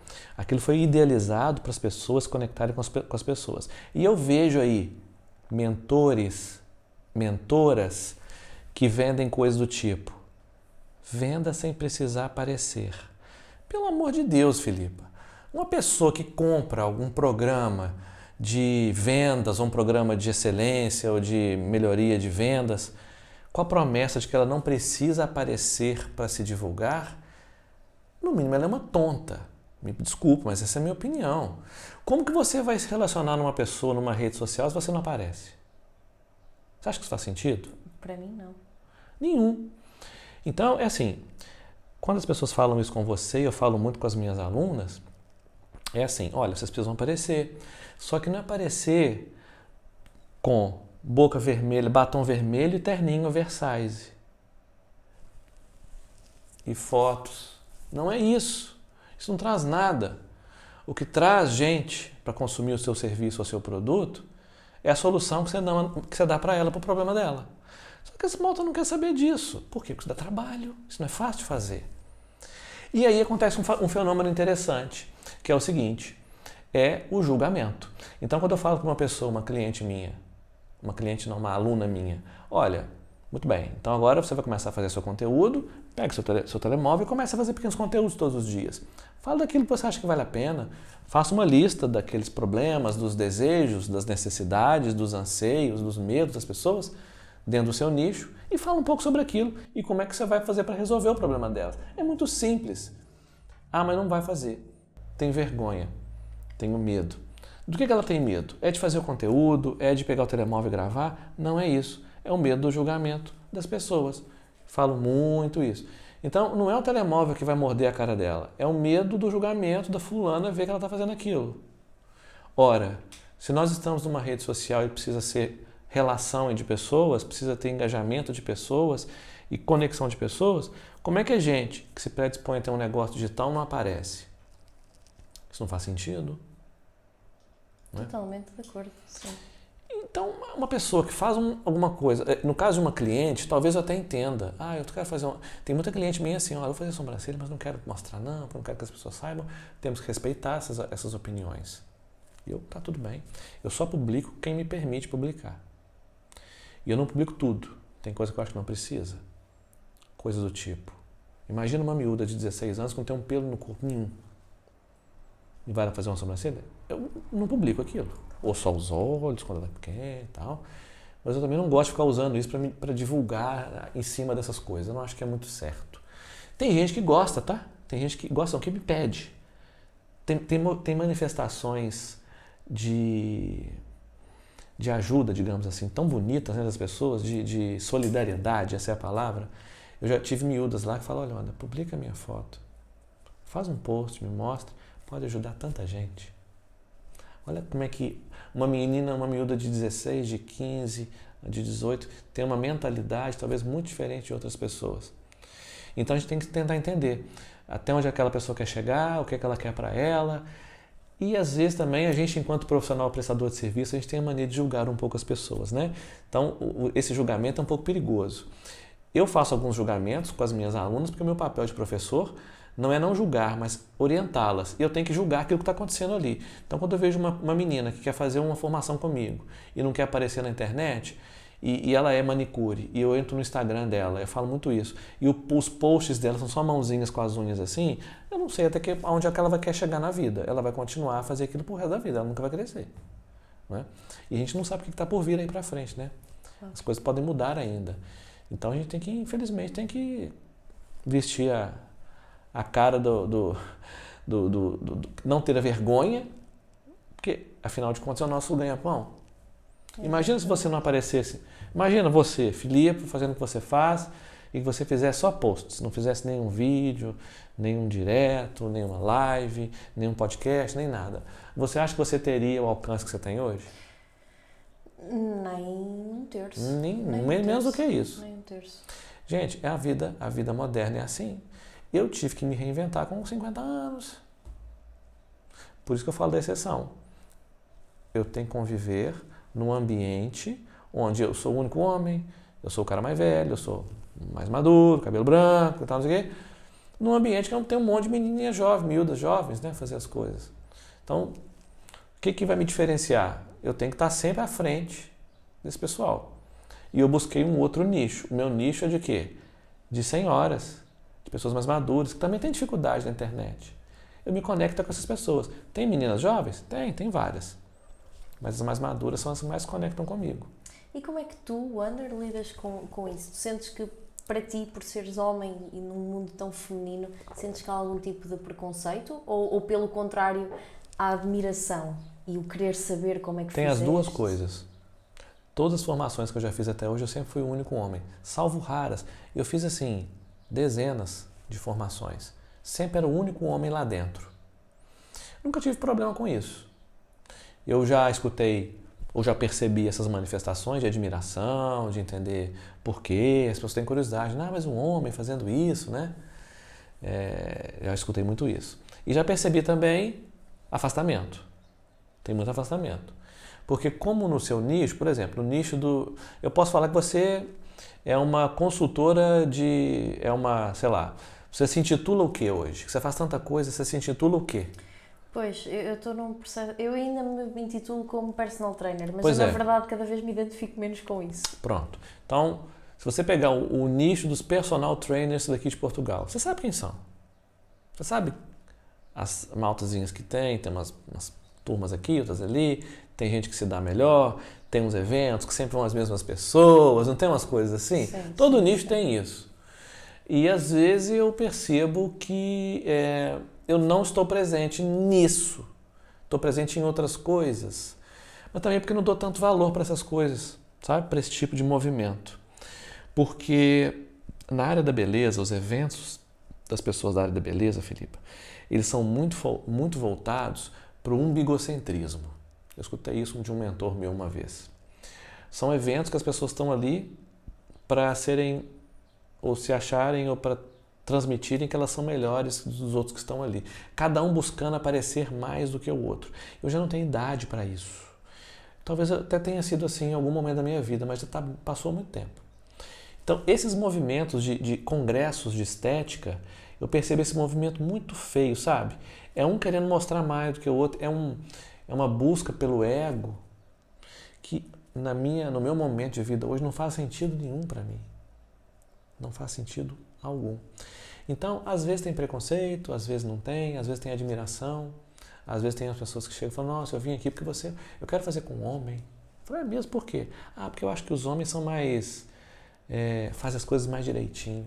Não sei de onde as pessoas tiram essas coisas.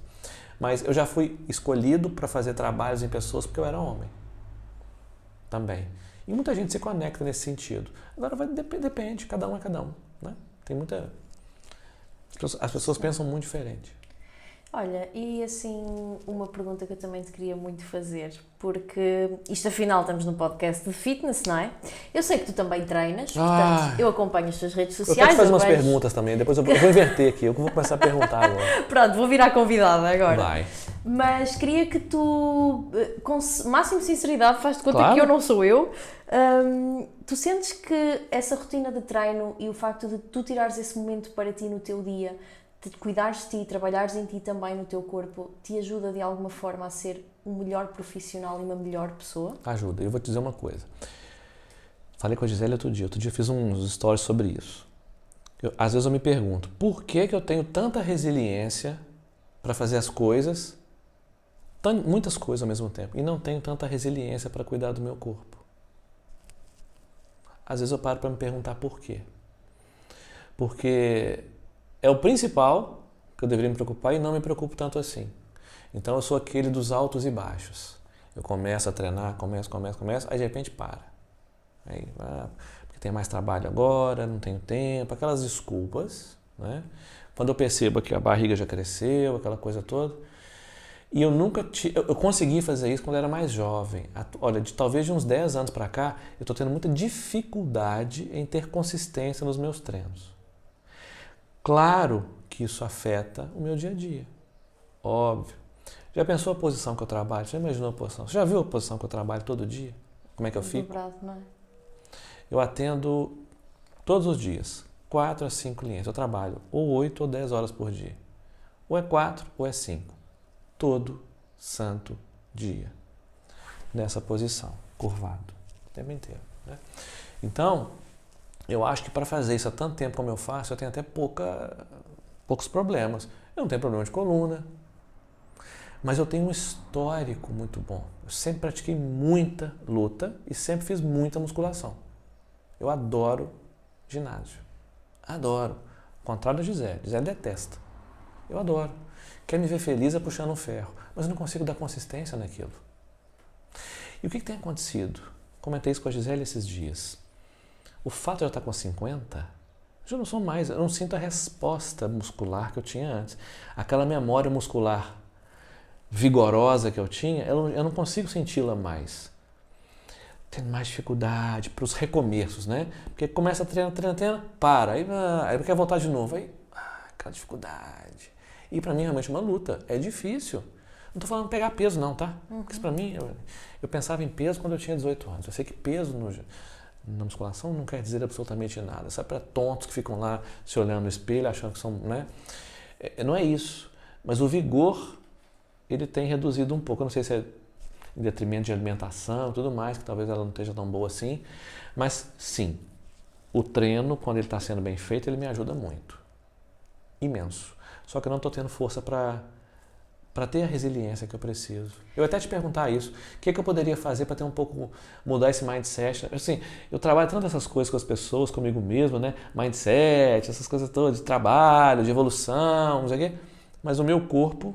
Há determinadas áreas que nós... Eu estou deixando de lado. Vamos ter sempre... Eu não sei se tu sabes, Wander, eu sou personal trainer de formação há algum tempo e já depois de estar a exercer, já depois de estar no mercado, depois de acompanhar pessoas, eu sabia tudo aquilo que funcionava e, modéstia à parte, eu sou muito boa naquilo que faço, mas eu tive 3 anos com uma compulsão alimentar e eu não conseguia sair de lá, Wander, não conseguia. Tens noção do que é eu ajudar pessoas a saírem e eu não conseguia sair?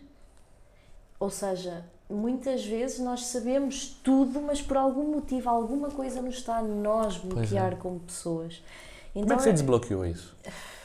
Foi muito complicado. Lá está, foi consciência. Eu não estava a conseguir perceber o que me estava a bloquear. E a partir do momento em que eu me despedi, a minha vida mudou a partir dali. Claro que muito consciente, eu conscientemente tive que fazer muito trabalho, porque eu sabia exatamente o que é que me estava a levar a ter episódios compulsivos. Eu não estava a conseguir trabalhar nas soluções, porque isto pode parecer estranho para algumas pessoas que estão a ouvir, mas eu já não imaginava a minha vida sem os episódios compulsivos. Eu já me tinha habituado à compulsão. Então, eu sabia o que tinha que fazer para não ter, mas aquilo assustava-me. A ideia de eu não sei quem sou sem compulsão alimentar. Então, sabes, era tipo sair da zona de conforto, ainda que a zona de conforto fosse super desconfortável, porque eu já não aguentava mais aquilo. Mas em outras áreas da vida? Você tinha mais resiliência para fazer as eu coisas? Eu fui a pessoa que... Eu fumei 10 anos, deixei de fumar do dia para a noite. Eu também. Eu bebia de segunda a segunda, deixei de beber. Pois O meu marido dizia-me, então, é só deixaste de comer, como deixaste de fumar. Como... Não, mas eu consigo ser essa pessoa com tudo. Eu se meto na cabeça, é isto, eu faço. E com o raio da comida, eu não conseguia fazer isso. Eu tive 3 anos para fazer uma coisa que com tudo o resto da minha vida, se eu decido, eu faço. Aliás, eu às vezes faço e só a seguir é que decido que ia fazer aquilo. Olha, mas já fiz. Eu sou muito determinada, muito decidida e muito executadora. Com a comida, não sei. Pois é, assim, é como eu te falei, o amor muda as pessoas, né? E o meu amor, eu tenho um problema no meu amor, que o meu amor não gosta muito de ginásio, não, sabe? Então, é meio assim, então, eu não sei o que fazer, porque todas as outras áreas, Felipe, eu estava falando isso com a Gisele de novo, falei isso com ela ontem, ou anteontem, não sei, não foi? Sobre isso.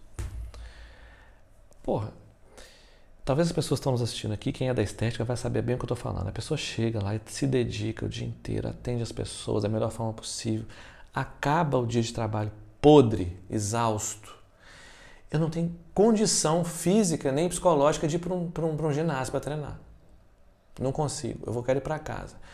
E aí não come direito, chega em casa quer comer o mundo, come errado, e aí as coisas... Isso entra num ciclo, sabe? Então, eu acho que é preciso pôr o pé no travão, separar os horários. A gente que trabalha muito, tem horário, a gente separar a agenda, aqueles dias específicos para poder treinar, e faça chuva, faça sol ir. Eu já tentei uma vez, eu adorava CrossFit, tá? Eu tenho paixão por CrossFit, eu só não faço mais porque eu tenho medo. Mas já fazia no Brasil, cheguei aqui, continuei a fazer. Nós tivemos um momento meio maluco, né, Gisele? Acordava às 6 horas da manhã. Outro dia eu te falei que você é doido acordar às 5 horas, 6 horas. Mas eu já fiz isso. Acordava às 6 da manhã, às 7 estava lá na box para treinar. Aqui, há alguns anos atrás. Mas eu fui percebendo o seguinte: primeiro, no inverno acordar de noite eu não consigo. Eu não tenho estrutura mais para isso. E segundo, eu estava com medo de me lesionar. Porque CrossFit, você sabe como é que é, né? É difícil você achar uma box de CrossFit onde tem um instrutor coerente. A maioria é tudo doido. Igual os que estão ali também. Então, muita competição, é falta de cuidado, falta de preparo, vai fazer de qualquer jeito, eles estimulam aquilo e as pessoas acabam se lesionando mesmo. E eu não posso me lesionar. Como é que eu vou me lesionar? Eu já tenho os ombros com tendinite, os dois. Né? Eu tenho esse problema no ombro. E aí eu fiquei com medo. Aí eu parei, mas eu adorava CrossFit, amava. Ah, musculação? Também gosto. Mas me falta o incentivo. Tô vendo esse bíceps aí definido, eu morro de inveja. Esse bíceps seu aí. É o bíceps mais definido de Portugal, do norte de Portugal, é esse aqui. Ó. Eu vou dar aqui algumas coisas para tu pensares, que é... ok, no final do dia de trabalho é difícil. Já começou? Ah, sorry. Então, qual pensa aí? Eu achei que a gente parou. Sim. Então vai, começa. No final do dia de trabalho é difícil, efetivamente, e às vezes pode nem ser pelo corpo. É a cabeça, já não estou predisposta para aquilo. Então, ok, se nós sabemos isto, que no final do dia não vai dar, protege de ti mesmo, não deixes para o final do dia. Ai, mas ó Filipa, já não tenho idade para me levantar às 5 ou às 6 da manhã. Eu percebo isso, não tens de o fazer. Agora, repara, eu não sei a que horas é que começo a trabalhar, vamos imaginar às 9, whatever, não importa. A minha questão é sempre a mesma. E isto é especialmente verdade para as pessoas que trabalham para si, para empreendedores, empresários, pessoas que trabalham por conta própria. Mas, ó Filipa, ir uma hora mais tarde são 100 euros que eu perco. Ok, a minha pergunta é, será que faz assim tanta diferença essa hora que vais abrir mais tarde? Em vez de abrir às 9, abres às 10. No final do teu mês vai-te fazer assim tanta diferença na tua vida? Pensa. E tu, no teu caso, tu disseste, tenho sorte que até nem tenho assim tantas lesões, tantas mazelas para aquilo que faço há tanto tempo. E se daqui a 2 anos ficares com uma mazela que te impede de trabalhar para o resto da vida? Quanto é que tu não vais perder claro. por não quereres ter perdido aqueles 100 euros naquela hora? Não tem que ser todos os dias, Wander. 3 vezes por semana. Em vez de abrir à segunda, quarta e sexta, em vez de abrir às 9, abres às 10. Tiras aquele bocadinho, aquele momento para ti. Acredita que não é dinheiro que estás a perder. Não vai morrer ninguém, porque não vai. Tenho a certeza absoluta que o negócio vai andar na mesma. Tenho a certeza absoluta. E não jogues na sorte. Porque é uma sorte não te ter acontecido nada. Mas tu queres mesmo ficar só dependente da sorte? E o tipo de homem que eu já vi que tu és, tu não queres depender da sorte. Não. Tu queres tomar rédeas daquilo que te acontece. Tu queres ser o protagonista. E eu acho que isto é uma mudança muito grande, lá está. Muitas vezes a barriga e o bíceps e não sei o quê, ok, são importantes, claro que sim, lá está, toda a gente gosta. Mas muitas vezes é pormos a nossa vida em perspectiva, porque sem o Wander não há o trabalho do Wander, não há a esposa do Wander, não há os filhos do Wander, não há nada, porque o Wander não existe. Então, do género, que sentido é que faz nós deixarmos para o último quando nós devíamos ser os primeiros? E eu sei que isto é muito bonito na teoria, lá está, e eu com a comida tinha esta teoria toda e esta lenga-lenga toda para mim. Ok, estava ali alguma coisa que me estava a bloquear e eu não sabia o quê. Eu comecei a perceber que não estava feliz e que o único momento feliz que eu tinha no meu dia, por muito triste que isto seja, era o momento em que eu me sentava e enfardava chocolates, porque aquilo dava-me o prazer que eu não tinha em nenhuma outra altura do meu dia. Ok, e eu parei para pensar, quando eu percebi isto, passado 3 anos, eu tipo, mas espera, mas o que é que eu passo o dia a fazer? Se eu gosto de treinar, se eu adoro estar com pessoas, eu adoro transformar a vida da pessoa, eu adoro dar treino, se eu passo o dia a fazer isso, como é que eu não encontro felicidade no meu dia? Ok, o sítio onde eu estava não me estava de todo a deixar feliz. E o que é que eu percebi? Lá está, olha, no momento em que eu tive este pensamento, isto foi numa hora de almoço, cheguei lá e despedi-me, logo a seguir. Não venho mais. Foi assim, decidi. Vim para casa sem nada, não sabia o que é que ia fazer, sem plano B, não havia qualquer, nem A, quanto mais B, não havia plano, era tipo, eu só sei que não posso estar ali mais, sabia e tinha a certeza que era isto que eu queria continuar a fazer, era nesta área, e naquele momento, naquele dia, eu comecei a pensar, ok, eu neste momento eu não consigo estar em casa sem ter episódios compulsivos, mas eu acabei de me despedir. Portanto, Filipa, vais ter que saber lidar com a tua cabeça. Tu vais ficar em casa, até pelo menos decidires o que é que vais fazer. Então, vais passar os dias inteiros a enfardar-te em comida? Ou vais finalmente pôr um travão àquilo que estás a fazer e vais começar a controlar a tua cabeça e a aplicar aquilo que tu sabes que funciona e que tens que fazer? Já saíste do conforto, já estás no desconfortável. Já está feito. Agora é só mais um bocadinho de desconforto. Ok, e comecei a aplicar tudo aquilo que aplicava nas minhas alunas. A questão de dietas restritivas para o galheiro, porque eu fazia isso para mim, mas eu nunca lhes disse a elas para fazerem, porque eu sabia que aquilo não funcionava, mas para mim, por algum motivo, eu achava sempre que eu era mais resiliente, eu ia conseguir, porque aquelas dietas é que não sei o quê, e o caraças. Treta, tanga. Comecei a comer normalmente, como aquilo que eu preconizava para elas, e de repente tudo começou a endireitar-se. Não foi de um momento para o outro, de género, olha, pronto, agora acabou-se a compulsão. Não foi assim. Mas aquilo que acontecia dia sim, dia não, de repente eu dei por mim e tipo, já pá, há 2 semanas que não como chocolate sequer. Não como chocolate. Não tenho um episódio compulsivo há 2 semanas. E aquilo para mim foi, uau, ok, está a funcionar. Acho que é muito por aqui. Eu já me perdi na resposta e já estou a falar de mim. Na verdade, estamos a falar de ti. É doce de forma geral ou só chocolate? Era especificamente coisas com chocolate. Potes, eu comia... Nutellas, essas coisas? Sim, aqueles potes familiares de gelado. Comia com 10 tabletes de chocolate, com 3 croissants de chocolate a seguir. Era muito, muito, muito, muito. E era ali tipo 1 hora que eu verdadeiramente saía fora de mim. Eu não sei explicar, eu saía fora de mim, eu não me reconhecia a seguir. Eu entendo um pouco o que é isso, porque às vezes eu tenho uns impulsos assim para comer algumas porcarias, né? Eu tento me controlar, mas às vezes vem. O açúcar eu já cortei, tento, pelo menos a maior parte. Gordura a gente não come, lá em casa não tem óleo nenhum, é só um sprayzinho de azeite e tal. Talvez o maior problema é estar durante o dia sem comer absolutamente nada, porque trabalha demais e não tem tempo para comer. Porque assim, sai uma cliente, entra outra, sai uma, entra outra, sai uma, entra outra. E a gente acaba não comendo nada. É o que eu te disse, chega no fim do dia, quer comer o mundo e come merda, com porcaria. Exatamente. Né? Sim. O que fazer, então, assim? Sim, deixa-me só, já estou-me a lembrar. Eu já vou falar disso, vou-te responder. Vou só terminar o meu raciocínio, porque na verdade eu estava a dizer isto tudo porquê? Porque talvez também essa tua falta de consistência atualmente tenha a ver com: será que és tu que estás a elevar demasiado o padrão e estás a querer fazer uma coisa que o under do passado fazia e conseguia fazer, mas o under do presente, por algum motivo, já não se identifica, já não... Ou seja, não tem que ser todos os dias. Se calhar na altura foi e é nisso que tu tens. É tipo, eu não consigo ter consistência porque o teu termo de comparação está nesse under. Mas se calhar para o under de agora bastava 3 vezes por semana, estás a ver? E se calhar tu até conseguias e não tinhas essa sensação de insucesso, percebes? Porque tu neste momento sentes que estás a falhar porque se calhar tens o padrão muito elevado e se calhar pode ser também por aí. Eu não sei se é por aí não, porque eu tenho essa plena consciência. Não adianta a gente também ficar colocando objetivos muito grandes e a gente não chega nem na metade. O objetivo tem que ser traçado para ser cumprido. Nisso aí acho que não, sabe, Felipe? Eu tenho consciência disso. Eu tenho que tentar treinar pelo menos 2 ou 3 dias por semana. Ok. Mas aí que está o problema.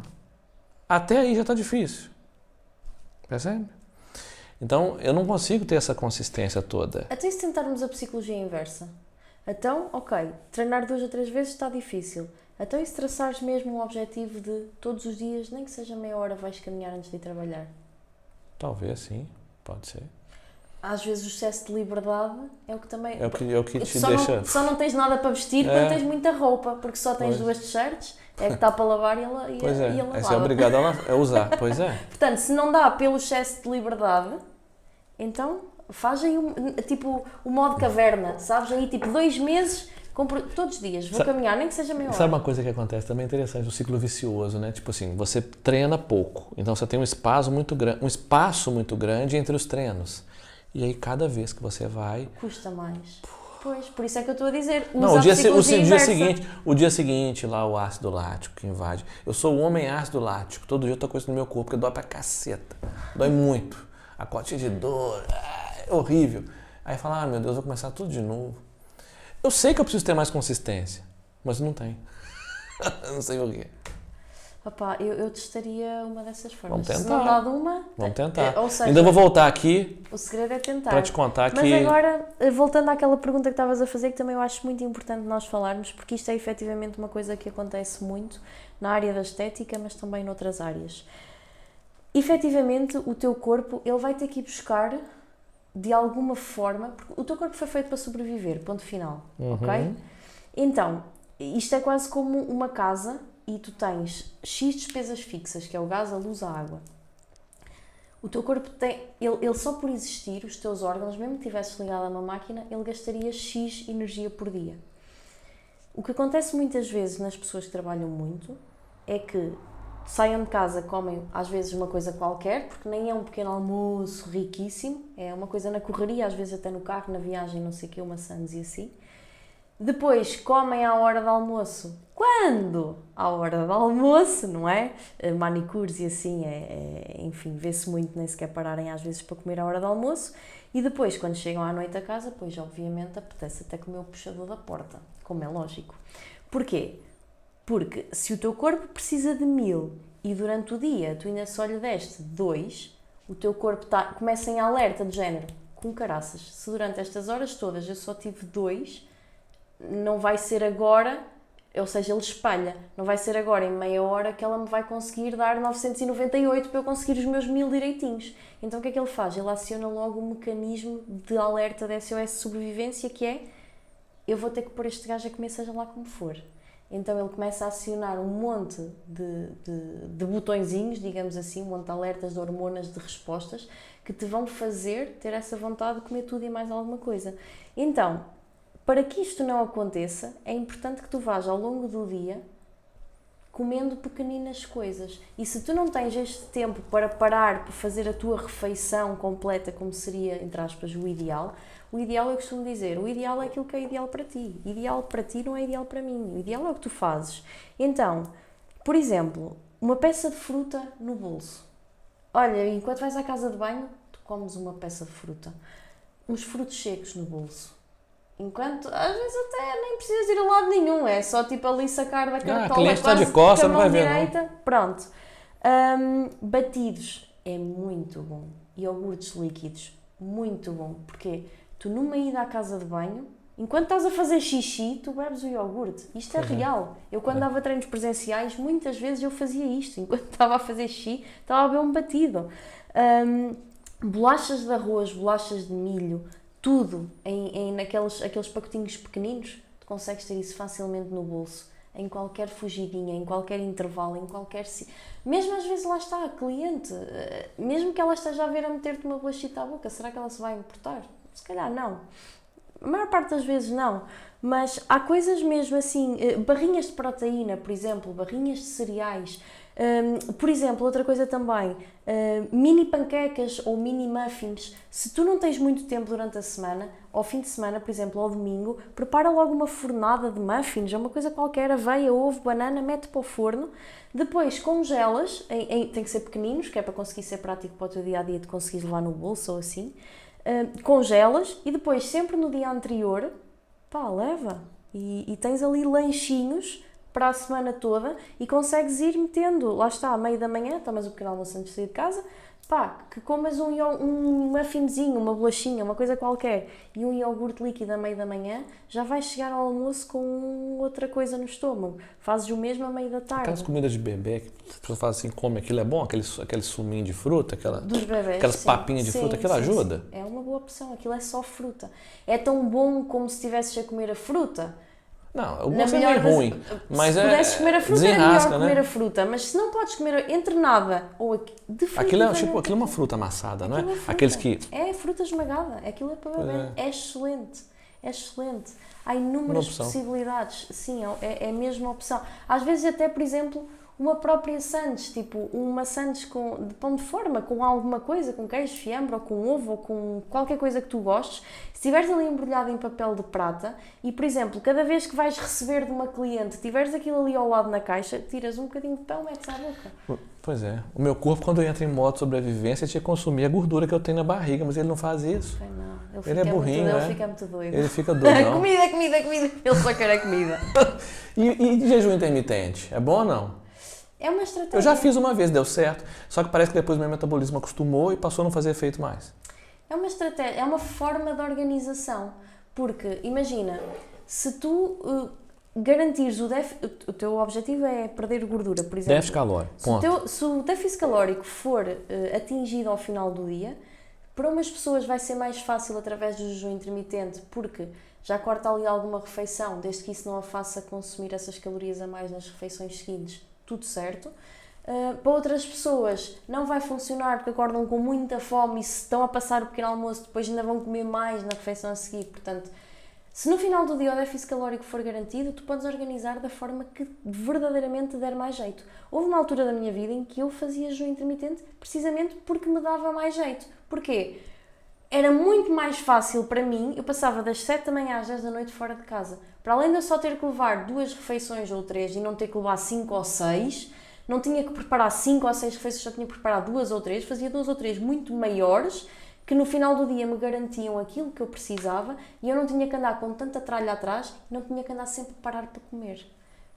E você acha que uma pessoa como o meu caso, vamos colocar aqui, quem tem de, sei lá, 45, 50 anos, e está numa situação assim de realmente com excesso de gordura abdominal, muita gordura visceral, não está obeso, mas está quase, está com circunferência abdominal um pouco mais avantajada, está com pouca massa muscular. Dá para melhorar isso assim, de forma consistente? Claro que sim. Se dá, a pergunta não é se dá, a pergunta é quanto tempo demora a que isso aconteça. Talvez essa seria a pergunta certa. Essa é a pergunta certa e depende muito de 2 coisas. Primeiro, daquilo que já falámos, que é o quanto é que estás disposto a fazer para isso, porque uma coisa é certa, se fores treinar 4 vezes por semana, vais chegar mais rápido, seguramente, do que se fores só treinar 2. No entanto, se fores treinar 2, é melhor do que nenhuma. Que nada. Não é? Qualquer coisa é melhor do que nada. Então é isso. Se só fores treinar 2, vais demorar mais tempo. Até porque, lá está, depois temos o outro fator, que é o fator idade e aquilo que estavas a dizer e muito bem.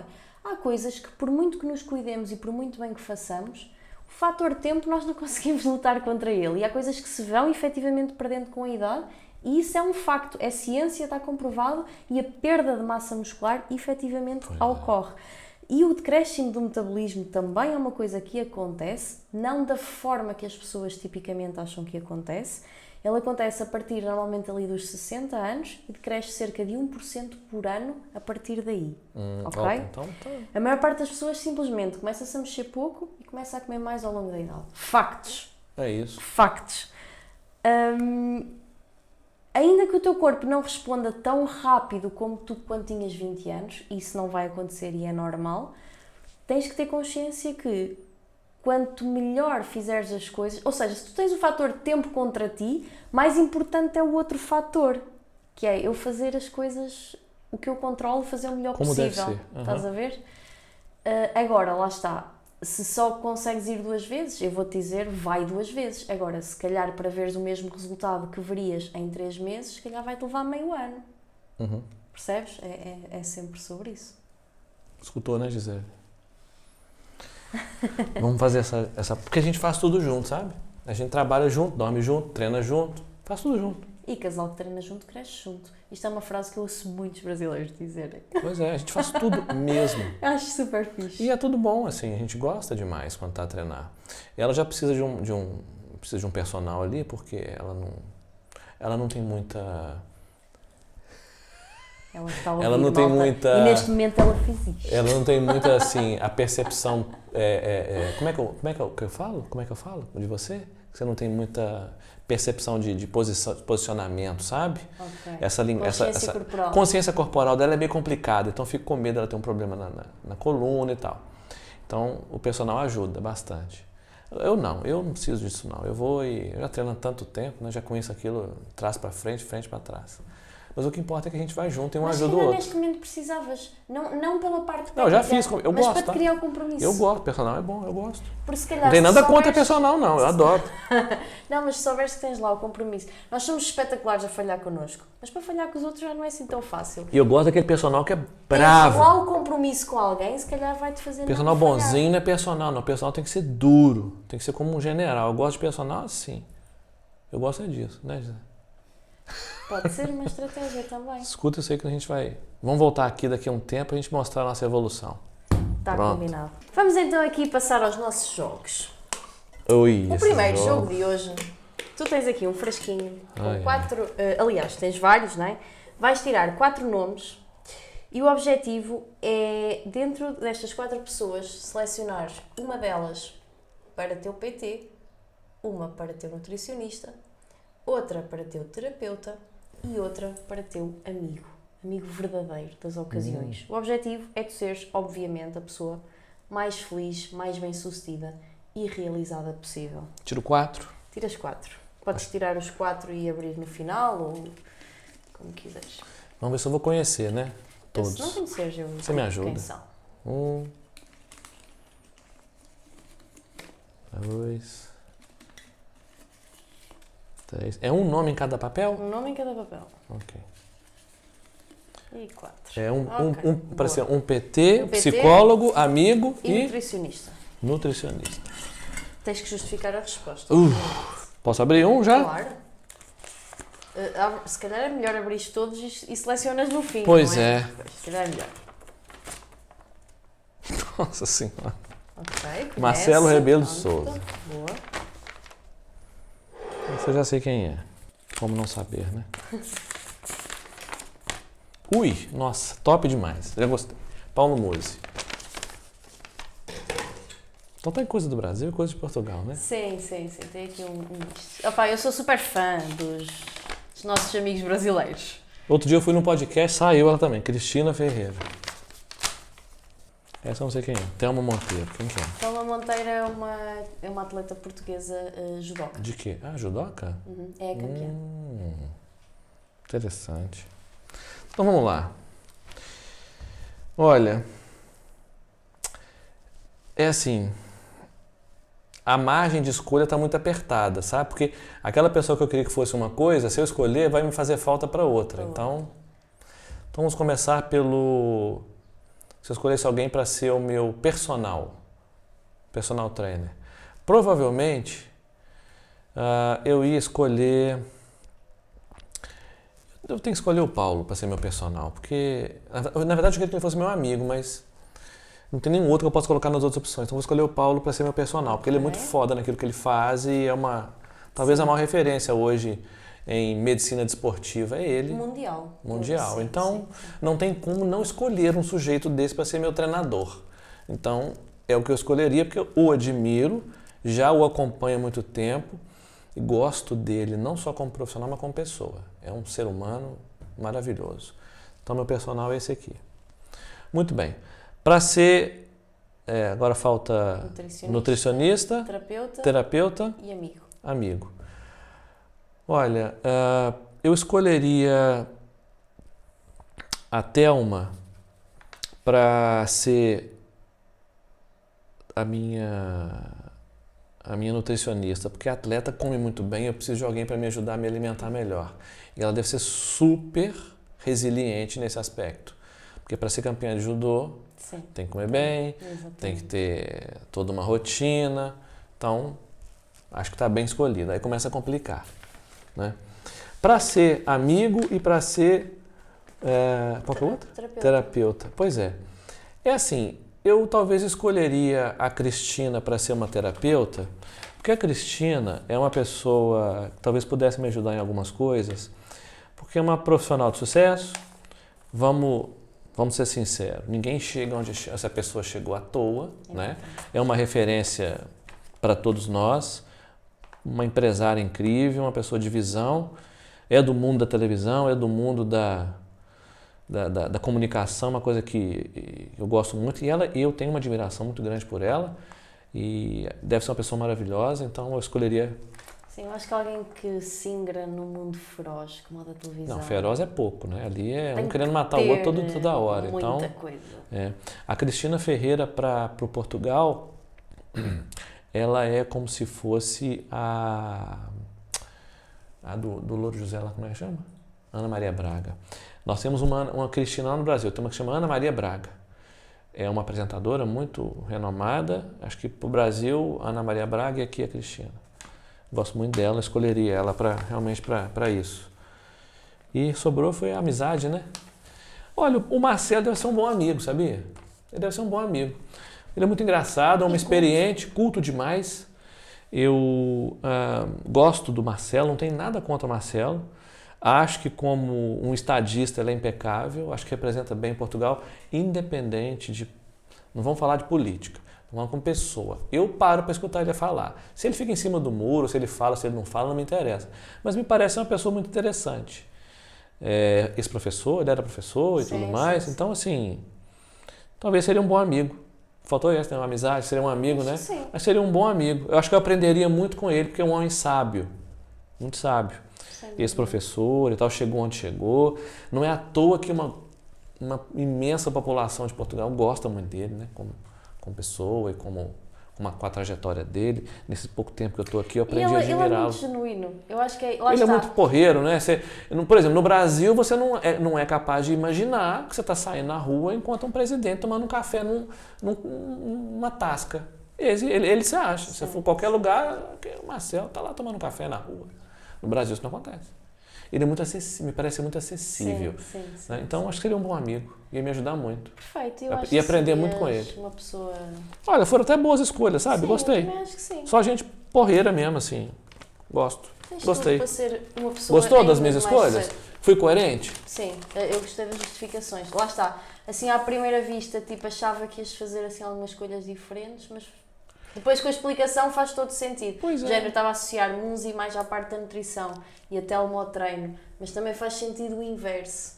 Portanto, pois é, como eu tenho que dar prioridade agora nessa parte de treino, de consciência corporal, de melhoria de estilo de vida, esse aqui, o Paulo, seria uma pessoa que ia me ajudar muito nesse aspecto.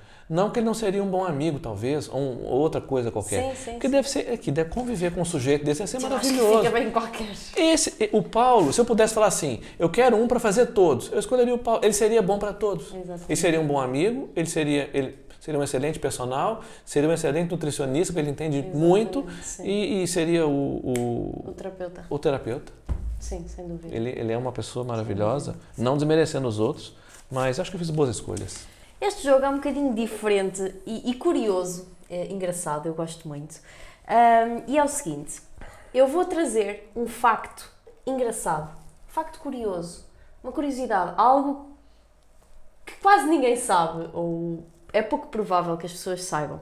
E a ideia é que tu, com este facto, faças um pensamento de segundo nível e consigas extrair alguma lição de vida, algum ensinamento, algum insight. Portanto, consigas extrair de um facto estranho e curioso algo que possa ser útil para a audiência, para a vida.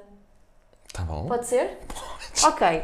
E o facto de hoje... Bem sinistro esse jogo aí, mas tudo bem, vamos ver. Sim, há factos muito estranhos. Claro. Mas isto é super fixe. Então, o facto é um que eu ou mais trouxe... de um? É só um. É só um? Escolhe bem. O facto que eu trouxe para hoje, para o Wander, é o seguinte.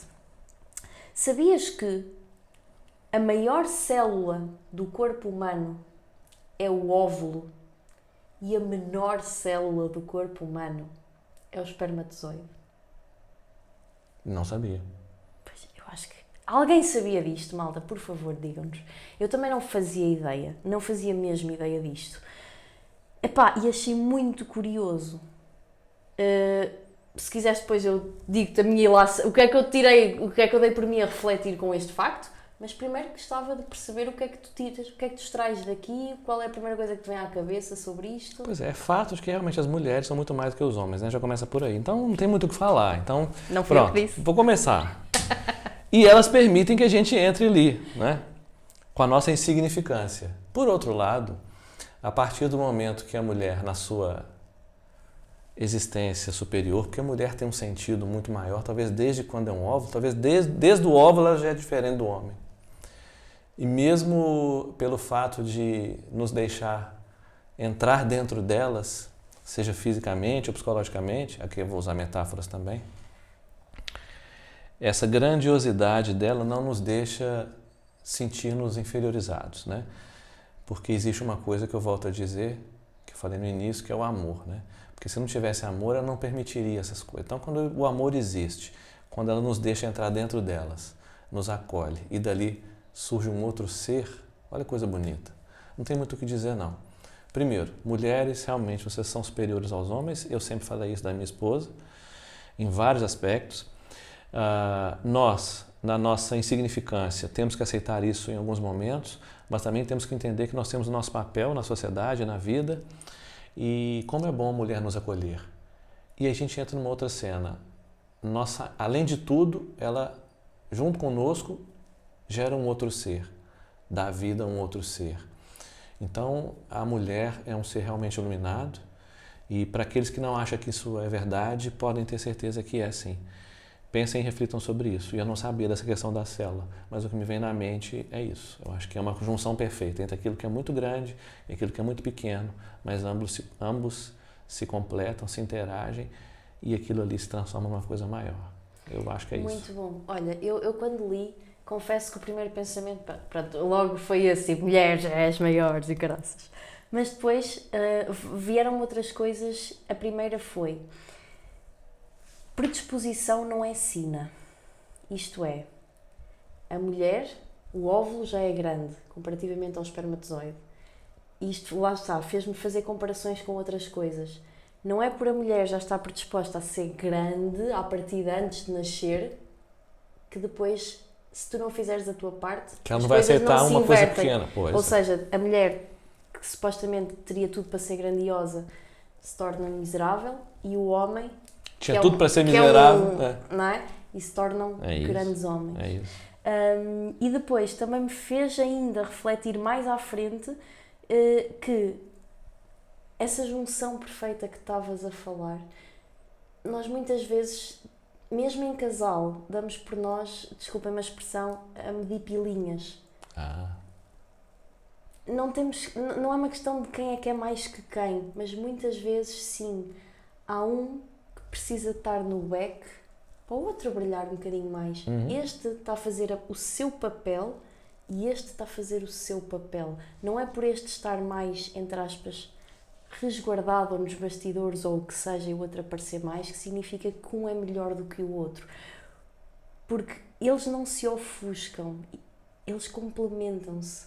E muitas vezes é preciso isto, lá está, é preciso haver uma peça grande e uma pequenina para fazer match. Porque se forem duas grandes não cabem, se forem duas pequenas fica a sobrar espaço, então de género. Percebes a ideia? Tipo, lá está, é um facto tão, parece nada a ver, mas tem se tudo pensarmos tem tudo a ver. Tudo a ver. E dá para retirar mesmo muitas coisas. E por isso é que eu gosto muito deste jogo. Eu acho este jogo é fantástico, adorei essa comparação, assim, nos faz refletir muito.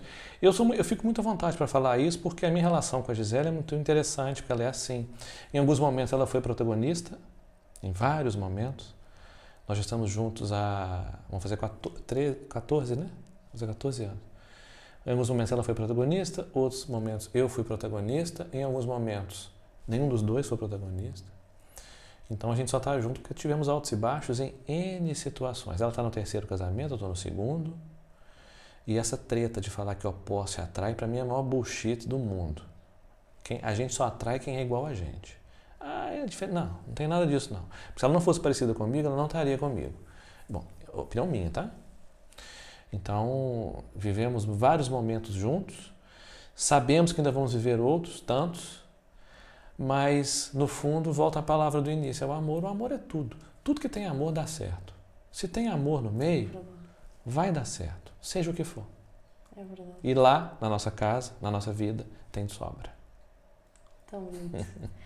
Para terminar, se pudesses deixar uma mensagem para toda a gente do mundo, ia ser entregue a toda a gente do mundo, 8 bilhões de pessoas, o que é que tu, Wander, dirias? Eu diria para você pensar que você não é o único nesse mundo aqui. Então, faça a sua parte. Não pense só em você e ajude aquelas pessoas que precisam. Porque, no fim da vida, é isso que importa. É o legado que você vai deixar. Então, você não é o único. Você tem pessoas ao seu redor. Você tem gente que depende de você. Gente que precisa da sua ajuda. Então, seja uma pessoa fraterna. O que é ser uma pessoa fraterna? É ajudar aqueles que precisam. Porque o intuito da nossa vida aqui é ajudar. Porque Deus colocou a gente no mundo para que a gente tivesse vida e vida em abundância. Isso você já tem. Você já é um ser perfeito porque Deus te colocou aqui perfeito. Então ajuda aquelas pessoas que precisam. Porque tem gente que precisa muito mais das coisas do que você. É assim que funciona o jogo. E você pode ter certeza que no fim da vida, eu espero que isso não demore muito para mim, mas quando a gente chega no fim da nossa vida e olha para trás e percebe que fez diferença na vida de alguém ou de várias pessoas, é isso que interessa. Não é patrimônio, não é carro, não é dinheiro, não é nada. É o legado que você deixou de pessoas e ajudou a melhorar a vida. Então, mensagem, ajude a melhorar a vida das pessoas, de alguma forma. Esse é o recado que eu deixaria. Perfeito. Ser fraterno. Se as pessoas te quiserem encontrar, quiserem saber mais sobre o teu trabalho, qual é que é a melhor forma de o fazerem? Instagram. Ou Facebook, @anderbraus. Colocaram então no Google, ou então meu nome, o Ander Machado. Não tem outro Ander? Você conhece outro Ander? Não, né? Não. Nem eu. É com o Ander. O Ander Machado vai me achar lá. Okay. No Porto, Avenida da Boa Vista. Rua da Boa Vista. Avenida não, Rua da Boa Vista. Gente, nós vamos também deixar, obviamente, na descrição aqui do podcast as redes sociais do Wander. Então, tivemos aqui muito conteúdo, muito sumo, muitas coisas que eu tenho certeza que te vão ajudar em alguma área, em algum momento da tua vida. E já sabes, se eventualmente alguma palavra, alguma frase, alguma coisa te fez lembrar de alguém, epá, tu também tens o poder de transformar a vida de alguém. Não custa nada, é gratuito. Pega no link, partilha com essa pessoa e diz: olha, ouvi isto e lembrei-me de ti. Muitas vezes é sobre isto. É um insight, é um momento, é uma coisa que dá ali uma virada de chave, que dá ali um clique e que transforma a vida de alguém. Então, partilha. Obviamente, faz-nos também chegar o teu comentário, invade a caixa de mensagens deste homem, tipo como a minha, de género, eu vou parar de seguir porque eu não sabia o que era isto e eu agora já só preciso disto na minha vida. Digam-lhe que vieram daqui do podcast, vejam o trabalho porque é absolutamente incrível também aquilo que ele faz, as transformações das clientes que publica todos os dias no Instagram, também nas redes sociais. Então, é isso. Espero que tenhas gostado, espero ver-te obviamente aqui para a próxima semana e até lá!